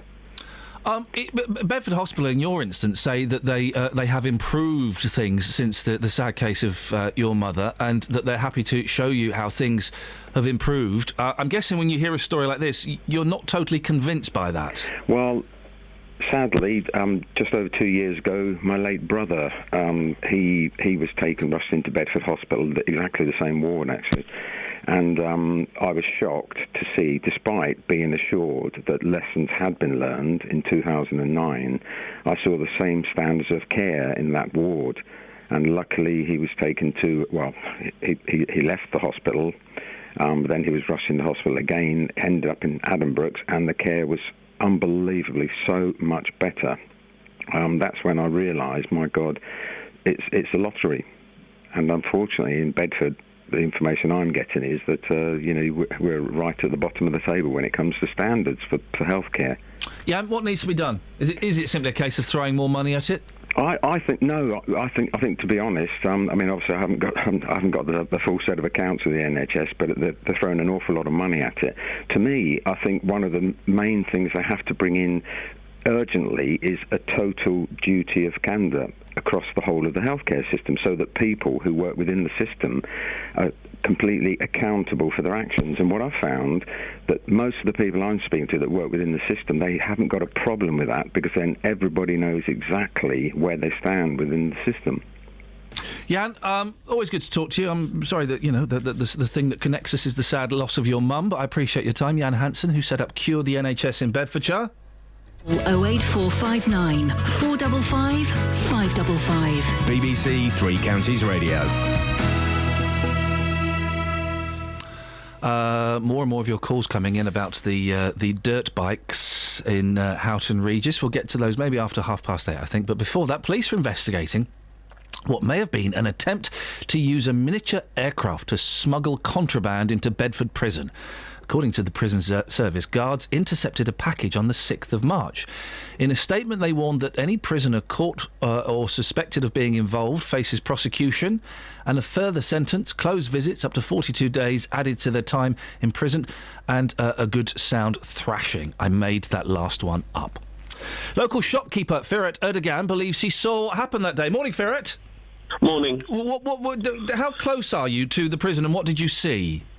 Well, my shop is just behind the Bedford prison, and what it is, I went outside my shop just to look around, and I saw two men, what seemed to be like one of those remote control drones, and one of them seemed to be looking at like a monitor. One was, I think, controlling it. This was just outside behind the Bedford prison in the middle of the road, like in the middle of the traffic lights. And that must have struck you as quite odd, although these drones are becoming more and more common, aren't they? They are becoming more and more common. I'm myself into a bit of RC flying aeroplanes and helicopters. I beg your pardon? What I found... I'm into flying remote control airplanes. RC. I thought you were being rude. I'm so sorry. I thought you just did it with an attitude. Right, okay. Remote control, yes. No, and what I found strange was where they were flying it. It was in the middle of a busy road. You wouldn't expect to see something like that there. You'd probably see something like that in the Upland Field or something. Yeah. And it just looked like a normal drone. Did it look like it was? There was a package underneath it containing, I don't know, what would they be sending over? Drugs, a phone, a gun? I don't know. At the time when I saw it, I don't think there was anything on it. Well, I think it looked like they were testing it, to be fair. At the time when I did see it, it looked like they were testing it, because what they did is they literally went up, they put it on the ground, they took off with it, they went all the way up quite high, they brought it down again, and then went up again, and I found that strange as well. They won't seem to be flying it. It seemed like they were testing something. Why are you into this RC flying, Firat? What's the buzz? I think it's the idea of a miniature flying object where, to be a pilot is a more of a, high-skilled, expensive situation, where this is it's like your childhood dream of flying a plane, I guess. It's just you enjoy it. How high can you try? How far up do these things go?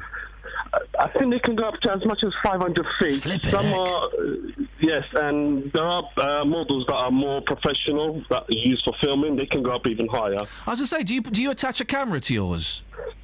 Yes, most drones or helicopters or airplanes, you can attach cameras to it, and you can remotely view the live whilst you're flying it. Wow. Yes. It does. Firat, listen, I appreciate your telling us about the prison incident and also your expertise on drones. I've often looked at these drones because you get these rubbish little flying helicopter things that fly around the house and they just keep getting bashed up. They're rubbish. But a drone, because I always wanted to model aeroplane as a kid and it was never allowed one because they are way too expensive and rubbish because you've got to take them off and land them. Yeah. Whereas this is just up and down, isn't it? I know, and I quite fancy one as well, but I was rubbish with the scale X-Trix, so I think I'll probably lose it on day one. You're adding a third dimension. Yeah. Or is it a fourth dimension? Let's say it's the fifth. You're adding a fifth dimension to it, which is just going to be absolutely terrifying. 81333 is the text number. Start your text 3CR. You can give us a call, 08459 455 555. We'll hear from Dealey in a bit. We're also talking tattoo removal, pocket money to the kids. £14 a week is the average. Flippin' heck. And also dirt bikes in Houghton Regis. Travel news for beds, cards and bugs. BBC Three Counties Radio. In Milton Keynes, Standing Way has been partially blocked by an accident between the Bleak Hall roundabout and the Coffee Hall roundabout, and that's causing queues from Exmoor Gate. In Tilsworth, the A5 southbound is blocked by an accident involving a car, a van and a lorry between Dunstable Road and Thorne Road. Lots of callers calling to say that it's really busy there. In Lily, on the A505 westbound, there's a lane blocked between Lily Bottom and Mount Grace Road because of a breakdown. And in Radlett, on the Watling Street, that's been blocked by a bus fire between Park Road and the Drive, and the emergency services are there, so that's causing delays. On the motorways, the M25 anti-clockwise has long delays between junction 21A for St Albans and 14 for Heathrow Terminal 4. And on the trains, London Midlands, Southern and Virgin Trains West Coast have delays between Milton Keynes Central and Watford Junction because of a signalling problem. Samantha Bruff, BBC Three Counties Radio. Across beds, hearts and bugs. This is BBC Three Counties Radio.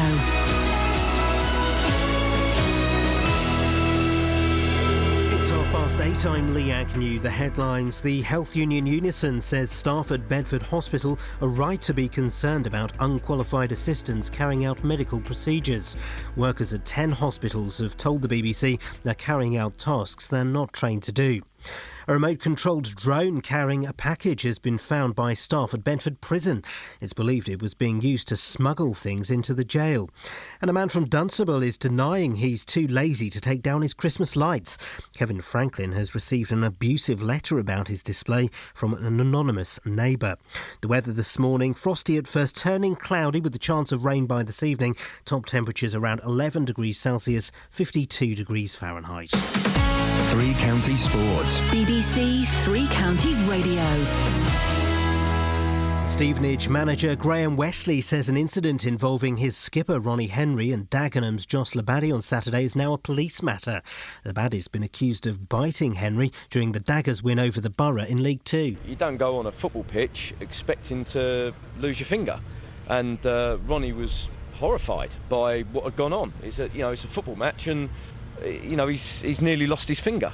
That's, I think, what led to the scene at the end when there was some, clearly some nastiness going on. Watford lost top spot in the Championship as they were beaten 1-0 by Ipswich. MK Dons are now 4 points from an automatic promotion position in League One after their win against Notts County. Chelsea have gone 6 points clear at the top of the Premiership table. Meanwhile, Brendan Rodgers has refused to criticise Steven Gerrard despite being sent off just 38 seconds after coming on the pitch for Liverpool. He's a wonderful captain, and he's come on and hoping that he could influence the game. Probably not the way he would have liked it to be. But as I said, the players continued to fight to get something from the game, and as the man that Stephen is, he's apologised, and now we'll move on. In tennis, Novak Djokovic won his 50th title with a 3-set win over Roger Federer in California. The world number one says he's worked extremely hard to get where he is today. I don't think anything has been handed to me. I had to earn it, I had to fight for it, and I thought that the hard work that I've done in the off-season, all the of course, commitment to an everyday routine that I have with my team has paid off with these results. And as I said, it's a great start of the season, and hopefully I can use this confidence for the rest of the season. And that's BBC Three Counties News and Sport. We've more at 9 o'clock. Call 08459 455 555. BBC Three Counties Radio. Busy show. What have we talked? Well, no one's called in about the pocket money, so we can put that to one side. We can rest that. No pocket money for any of you today. Naughty. You've not done your chores. What have we been talking about? Tattoos, and whether the NHS should be spending money on removing them. It doesn't do them as a matter of course, but the Daily Mail's got a story in saying that they've spent thousands. Must be true! In certain cases where it's adversely affected people's lives. Dealey's taken that to the streets. We'll speak to him in a little bit. What else do we have? Bikes in Houghton. Oh, yeah, bikes in Houghton Regis. The phones have gone bonkers. We've covered this story before. You may remember that there were off-road bikes were kind of riding all over the place and interrupting cricket matches and things like that. Nicking the stumps on Nicking the stumps. One day. Nicking the stumps. Aye, bit like bit chummy. And we spoke to the local MP, Andrew Selous, and that problem seemed to have got sorted out. But then again, the cricket's off at the moment, so how do we know it's sorted? Well, it got sorted. It was last August, I seem to remember. So we'll find out if that continues. But we're hearing more and more stories, thanks to Pat, who called in, of just idiots riding to abreast on the road, popping wheelies, riding on the pavement, riding on the parks. We spoke to, I forgot the mother of the name, was it Tracy? Tracy, yeah. So to Tracy, whose young daughter was driving a car. The fella went smack into the side of the car, busted up the wing, landed on the bonnet of the car, got up, got on the bike, popped a wheelie and rode off. And then a few days later, she went to see her local women's football team that she can't play for anymore because she's too injured. Same fella and his mates were riding across the pitch. We need to get Mr. Selous on. We also need to send Justin there at some point. Have we got any texts on this, or shall I go straight to the... We've got loads, but I tell you what, you do these first and then I'll have some texts. Adrian's on the line. Morning, Adrian. Morning, Ian. What you got for us? At the roundabout in Houghton Regis the other day, this child, I use the way to put it, because can't have been a man, no other decency, goes around the wrong way around the roundabout. Thankfully, I knew his car and I was able to not hit him. As a motorist, if I'd have hit him, I'd have been responsible. And if I killed him, I couldn't have lived myself. Now, the other thing, your previous one was saying that he didn't feel as though he got responsibility for selling the bike. A bike has a VIN plate, it's legal, and therefore has to be registered to somebody. If it doesn't, it's illegal and therefore should be crushed. These people will injure somebody severely, whether it be an old person, a young kid, or even you walking out of your new studios in Dunstable. They're dangerous. Somebody will have a major accident.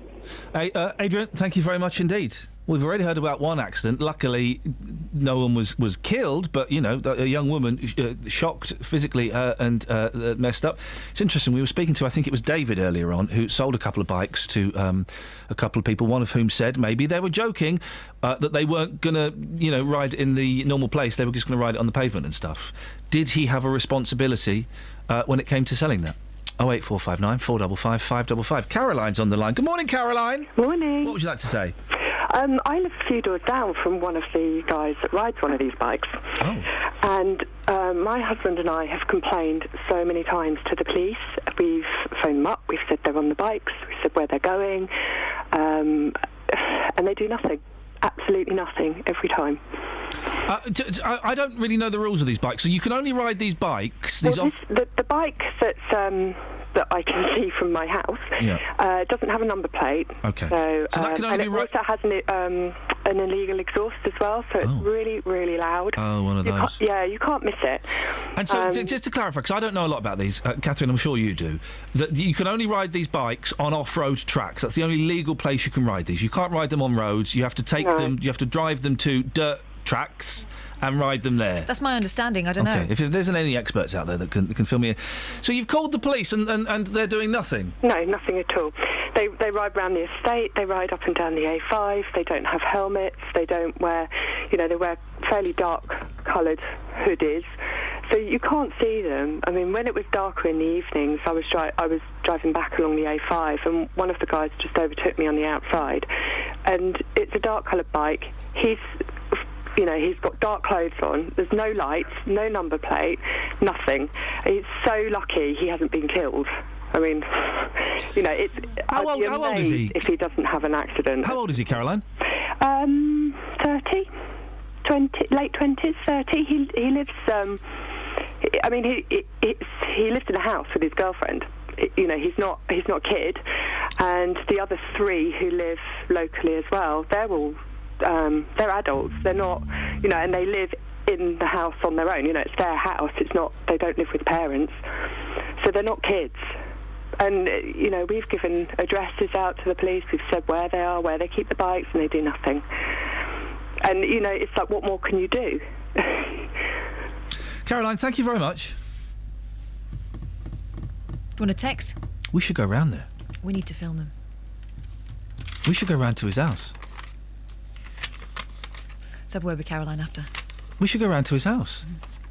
Not, to cause any trouble. Knock on the door, say hello, mate. What's going on? What are you doing? What are the rules on that for here at the BBC? There are some rules. Well, let's post them a letter then. There's no rules against posting it. Are there rules against posting a letter at the BBC? The BBC, you can write letters willy-nilly. Let's write them a letter with our email address on, my email address on, your email address on. Hang on a minute. My email address. Let's write them a letter. Let's get the address from Caroline and send them a letter. All right. Do you want to talk to her now and I'll speak to John, or...? Kelly can get her, and I just want to read you this. Kelly, talk to Caroline, get her address, and we'll speak to her off air. Yes, go on then. Hi, morning crew. There's a gang of motocross riders that blast up and down the busway, the Luton to Dunstable busway. This is according to bus driver Jay. Frightening joggers and people walking on the paths. The bikers don't wear crash helmets, and there's loads of cameras along there, but nothing is ever done about it. Now we need to speak to Arriva. Oh, blimey. OK. So we've got an offer here from a parking officer in the area. Give us the reg of the bike. I'll keep an eye out for it and call the police if I see it. Well, they don't have regs. That seems to be the problem. And this from Phil. I live in the Parkside estate, Houghton Regis. Last year I had 3 meetings with the council about nuisance bikers. Nothing was done. All they do is pay lip service. The bikers are at it every day. In the summer they go on till 11 o'clock at night. The police do nothing.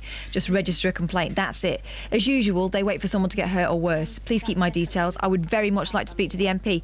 Can you just, if you are in Houghton Regis and you are experiencing this all the time, just give us a rough time of when it might be a good time to come along there with, I don't know, cameras?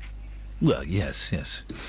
John's in Dunstable. Morning, John. Good morning. What have you got for us, John? Well, basically, I mean, to carry on from what you're talking about, the lady before you said some of these are adults, but a lot of them are teenagers. They're teenagers. They're riding 2 and 3 up on these scrambled bikes, and they're riding across the road, down the pathways, and this has been broad daylight. This is in broad daylight as well as in the evening. It goes on and on and on.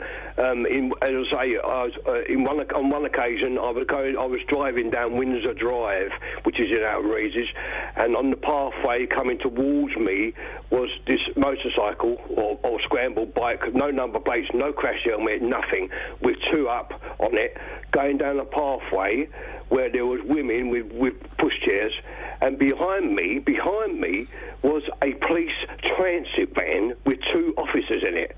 I deliberately slowed down and pointed to this motorcyclist coming down the road. They drove straight past him, didn't do anything. They weren't on an emergency call. They drove straight around to the Nisa shop in Parkside and parked up there. And I thought, well, that sums it up. The Bedfordshire Police have also got a site on Facebook. I actually put it on there. I've had no response from the police whatsoever. So the police, John, sorry to interrupt. The police saw these people on bikes and they didn't do anything. Exactly. I deliberately slowed down to make the police vehicle slow down behind me. I suppose. Let me play devil's advocate for a second. What could they have done? Because if they'd have got out or tried to follow them in their car, then the bikes would have just peeled off, wouldn't they? Exactly. But I mean, this is an ongoing problem. It's not a new problem. I mean, the Bedfordshire Police actually had police on scramble bikes at one time, following them and catching them. But now, I mean, the police are treated with apathy now. They don't even bother, as someone else has said. You can phone up the police. The police in Houghton Regis are endangered species. You can't. They are so undercover you can't see them. Right? If you phone up the police, as the person says, they haven't got the facilities, whatever. But I noticed that the Luton Borough Council have increased the council tax already, although it's not been voted on, for the police. I suggest instead of contacting Mr. The MP, contact Mr. Martins and ask him what he's doing about it, because he's the so-called head of the police force, not the MP. But nothing's being done about it. Well, he's not. You want to speak to Colette. That's the head of the police force. Well, then let's.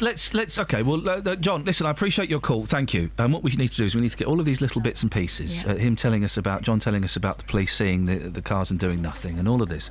And then get a nice little package, and we play it to Andrew Salute, the MP, and we play it to Colette Paul as well. I'm sure Colette will come. Colette wouldn't want to not come on and discuss this, I'm sure, and let the people that she represents let them know exactly what she's doing to make sure that this is stopped. Yeah.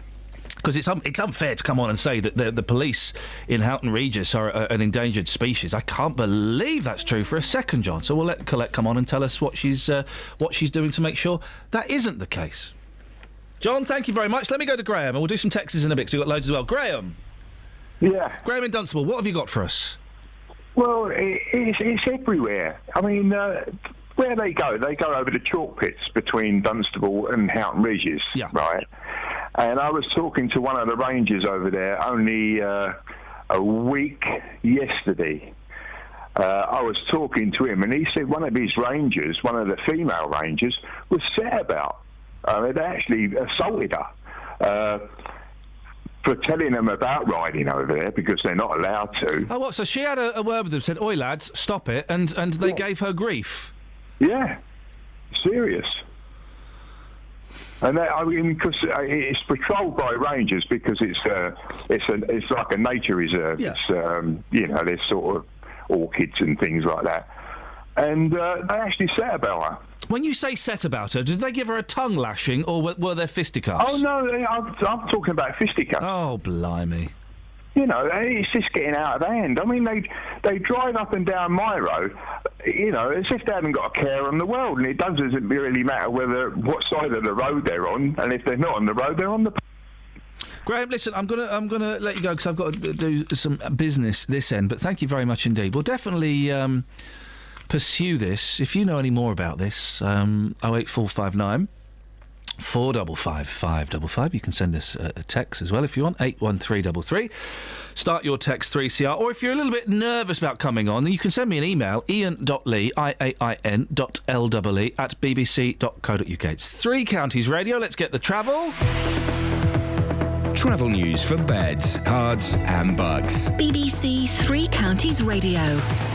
In Milton Keynes, the A421 is partially blocked between the Bleak Hall roundabout and the Coffee Hall roundabout. It's causing delays from Exmoor Gate, and that's because of an accident. In Tilsworth, the A5 southbound is blocked by an accident between a lorry, a car and a van at Dunstable Road, and that's at the turning for Thorn Road, so heading towards Dunstable there are long delays. In Lily, on the A505 westbound, there's a lane blocked between Lily Bottom and Mount Grace Road, and in Radlett on the High Street, at the Watling Street, that's been blocked in both directions by a bus fire between Park Road and the Drive.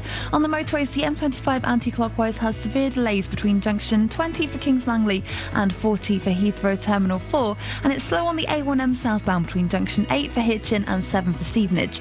On the trains, London Midland are reporting 10 and 15-minute delays between Milton Keynes Central and Watford Junction because of a signalling problem, also affecting Southern and Virgin Trains West Coast. Samantha Bruff, BBC Three Counties Radio. Thank you, Sammy. 8:45, Monday the 23rd of March. I'm Iain Lee. These are your headlines on BBC Three Counties Radio. The health union Unison says staff at Bedford Hospital are right to be concerned about unqualified assistants carrying out medical procedures. Officers at Bedford Prison have discovered a remote-controlled drone carrying a package over the wall. And after complaints from his neighbours, a man from Dunstable is denying he's too lazy to take down his Christmas lights. We'll get to Justin in a bit. Before that, here's the weather with Sarah. Beds, hearts and bucks weather. BBC Three Counties Radio. Well, we had some earlier bits and pieces of cloud around, but largely the bulk of that has cleared away now, and we've got some sunshine across the three counties. We'll hang on to it through the rest of the morning into the early part of the afternoon, but then we've got a weather front moving towards us from the northwest, and that's going to introduce cloud. As we go through the evening, some light and patchy rain to come through. It's trying to pull off towards the southeast. It's pretty slow and it's invigorating all the time, but generally gone by breakfast tomorrow morning. We'll still keep some cloud to start the day tomorrow, and then the weather front's going to hang out towards the east. It won't affect us with any rain, but we'll keep a hang back of cloud for a bit of the middle part of the day tomorrow, and then some showers to come in. But the crucial thing is that tomorrow will be colder than today, whereas today we're going to get temperatures up into double figures at around 10 Celsius typically this afternoon. Tomorrow the temperatures are going to be around 7 degrees with the risk of some showers in the afternoon. It'll be drier and brighter after a misty or foggy start on Wednesday morning through the day on Wednesday, but top temperature of just 7 Celsius, and then turning a little bit milder towards the end of the week, but it'll also be quite unsettled with quite a bit of cloud and some rain too. Yeah, nice. Every weekday morning. Coming up at 9 on the big phone in this morning, is it a good idea to make jobless teenagers work for their benefits? How would you like this country to stand up to President Putin? Are you surprised to see British people being blatantly racist? The JVS Show. I think we've got to get over this issue about racism doesn't exist. It has existed. It will probably carry on existing. What I wanted to say is they've got this completely the wrong way around. You know, that is also true. That is also true. You will always get some, but they are such a minority. I think the man's a buffoon. Get him up, get him out of bed, give him a sense of purpose. The JVS Show. Do you think we have got to, as a country, start taking this issue more seriously? Every weekday morning on BBC Three Counties Radio. Catherine, give us some texts, please. I know we've had loads, and we'll Mungo, Andrew, Dealey, stay there. I will come to you very, very shortly. I just want to squeeze in a few texts. OK, this one from Johnny in Bedford. Morning, Johnny. I was overtaken by at least 10 of these idiots on bikes about a month ago. They were pulling wheelies as they went by me and also went straight over roundabouts with complete disregard for anyone else's safety on the road. That's from Johnny in Bedford. Also a comment about bringing the area down. You know, we were talking earlier on about the guy in Dunstable who the Christmas tree lights, yes. Yeah. The house lights, sorry. Yeah, yes. and we were talking about whether you have a responsibility to your neighbours to keep the outside of your house clear and clean. Marie says, obviously Christmas is more controversial than a war memorial. It's funny to see the difference in opinion in people decorating their council houses. Maybe if this man who's defending his Christmas lights was as sweet as the lady who painted poppies on her fence, the Labours would be more forgiving. Isn't that interesting? Yeah, story we talked about a few weeks ago. Yeah. There was... yes, OK, yeah, I'll leave it there. Yeah. You remember that story? I do remember it, yeah. Mark in Bedford. My mate who lives at the end of my road left a fridge on his drive for about 3 weeks. I got my 6-year-old to make a poster with his paint saying, "Nice fridge, Kevin." His name is Kev. The fridge went in the next 3 days. Public shaming. On the subject of these motorbikes, Andrew's in Letchworth. Good morning, Andrew. Morning, Ian. How are we? Up and down, up and down. What you got for us? OK, look, in relation to the bikes, I mean, I've got a friend that's a police officer. We were moaning about the politically correct situation in the world, and we talked about this subject, and he said that the problem is if they don't have a helmet on, the police can't give chase in any way, shape or form, because if they fall off, it would be deemed that they fell off because the police were chasing. No, really? Well, this is how crazy the world is, isn't it? Well, I'm not... Well, listen, I'll take you at your word, Andrew, but I'm not convinced I believe that. If a criminal... Hang on a minute. What if I have just robbed a bank? I've got £1 million in my bag. I jump on my motorbike, but I don't put my helmet on. They can't chase me. All they can do is sit way back and wait for you to come off. All right, I've murdered Catherine, and boy, oh boy, do I think about that too much. I've murdered Catherine in the cold light of day. I jump on my motorbike and I toss my helmet askance. I've gone crazy, Andrew. The police can't chase me. You've murdered someone, so therefore the right to catch you, it changes to a different category, doesn't it? I've got one. People, as far as the police are concerned, it's a misdemeanor, isn't it? It's nothing too major. Therefore they can't use that much force. Here's this one. I've given Iain Lee a wicked Chinese burn, and I mean one of those ones that really makes you cry, OK? But I'm holding some scissors, and I'm holding them the wrong way. It's probably quite dangerous. If I'm legging it around with the scissors, I might come a cropper on them. The police can't touch me, can they? Andrew, well, I think Catherine maybe is mocking slightly. We'll put that to a copper. There's like a pair of scissors in here now. I have I've given Catherine Boyle a dead arm, and I'm running away from the scene, but I'm sucking on a lollipop. I'm not using my hands. It's just in my mouth, and I'm running. They can't chase me, because if I fall over, that's going to go right in the back of my throat. I've got another one. You go on. All right, I've given you a purple nurple. And run. I don't know what a purple nurple is. I'll Justin? show you later on. I've got no idea, but it sounds interesting. It sounds fun, huh? I'm running away, but I'm also chewing gum. If I swallow that, that's going to stick to my ribs. Yep. No Okay. one can touch me. Here's the thing, right? I have given Justin Dealey a noogie. Okay. Now, I'm running away from the scene of the crime. Should be an easy catch, but it's not. I'm eating an apple. Oh. I'm eating an apple. It's got loads of pips in it as well. If I swallow one of those pips and the police catch me and I go to prison, at some point in my prison sentence, Justin, I'm going to sprout an apple tree. Yeah, true. Guys, we're in the wrong job. We should be arch criminals. Dealey, stay there. I want to speak to Mungo. Morning, Mungo. Morning. Morning, Mungo. You're on a narrow boat. How narrow is that boat? It's about as narrow as my mind. Gosh. So it's infinite. What would you like to say, Mungo? I just think the answer to this antisocial behaviour with these bikers and anything really is to put them in orange dungarees and get them cleaning up hedgerows and people's gardens, and then make them pay a debt back to society for being such toe rags. And they can be caught. I'm sure these people have got neighbours who see them leaving the house on these manky old scooters and trials bikes. One phone call, and a community police officer can wait there. Well, but Mungo, we spoke to one lady who does live next door to one of these idiots, and she's called the police, and the police have done nothing. Well, that tells you that the police aren't doing their job properly. Well, exactly. So then, what are people supposed to do? Well, you vote. You vote. When you do your voting, and you decide who you're going to vote for, try and vote for someone who's not a complete money-orientated fascist government, and get a government in that actually do something. Thank you, comrade. Thank you very much indeed. Well, Catherine and I are going to possibly considering going round to this gentleman's house, Justin. There are rules and regulations. There are. There are rules and regulations. I must say thank you again to Mungo for 1970 in the summertime. Great hit. Many happy memories at various barbecues to that record. Although, I think the message, have a drink, have a drive, needs revising. Absolutely. No, I'd certainly go along with that one. Yeah. Guys, can we just say, don't drink and drive. Don't do it. It really just goes everywhere. I used to do that at discos at the end. I say, thanks for coming, guys. Here's the last song. Remember, don't drink and drive. People say, what are you talking about? I said, well, don't drink and drive. It's a great message. I never got the...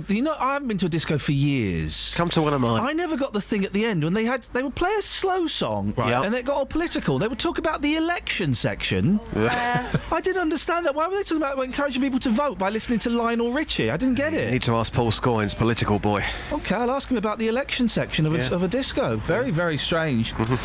Justin Dealey. Tattoos being removed on the NH...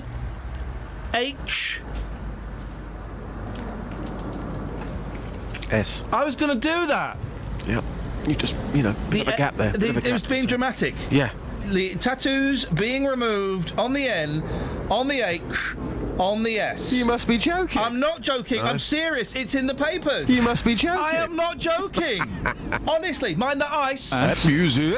Behave yourself. Now, Dealey, you've taken this to the streets. Yeah. You won't have found anybody who thinks this is a good idea. I'll tell you what, boss. This is a classic Vox here. With some bigging great up himself. With some great stories in there. More than 2,000 people since 2010 have had them removed on the NHS, which has cost us, the taxpayer, £330,000. Sweet Lord. I've taken this to the streets to find out if people think it's right, and also to find out what sort of tattoos people have got. Take a listen. Absolutely no way. If you get it done, that's fine. That's up to you, and you should take perspective. But when we're cutting children's services, old people's services, they're far more in need. And a tattoo nowadays, it doesn't represent an illness where old people needing help does.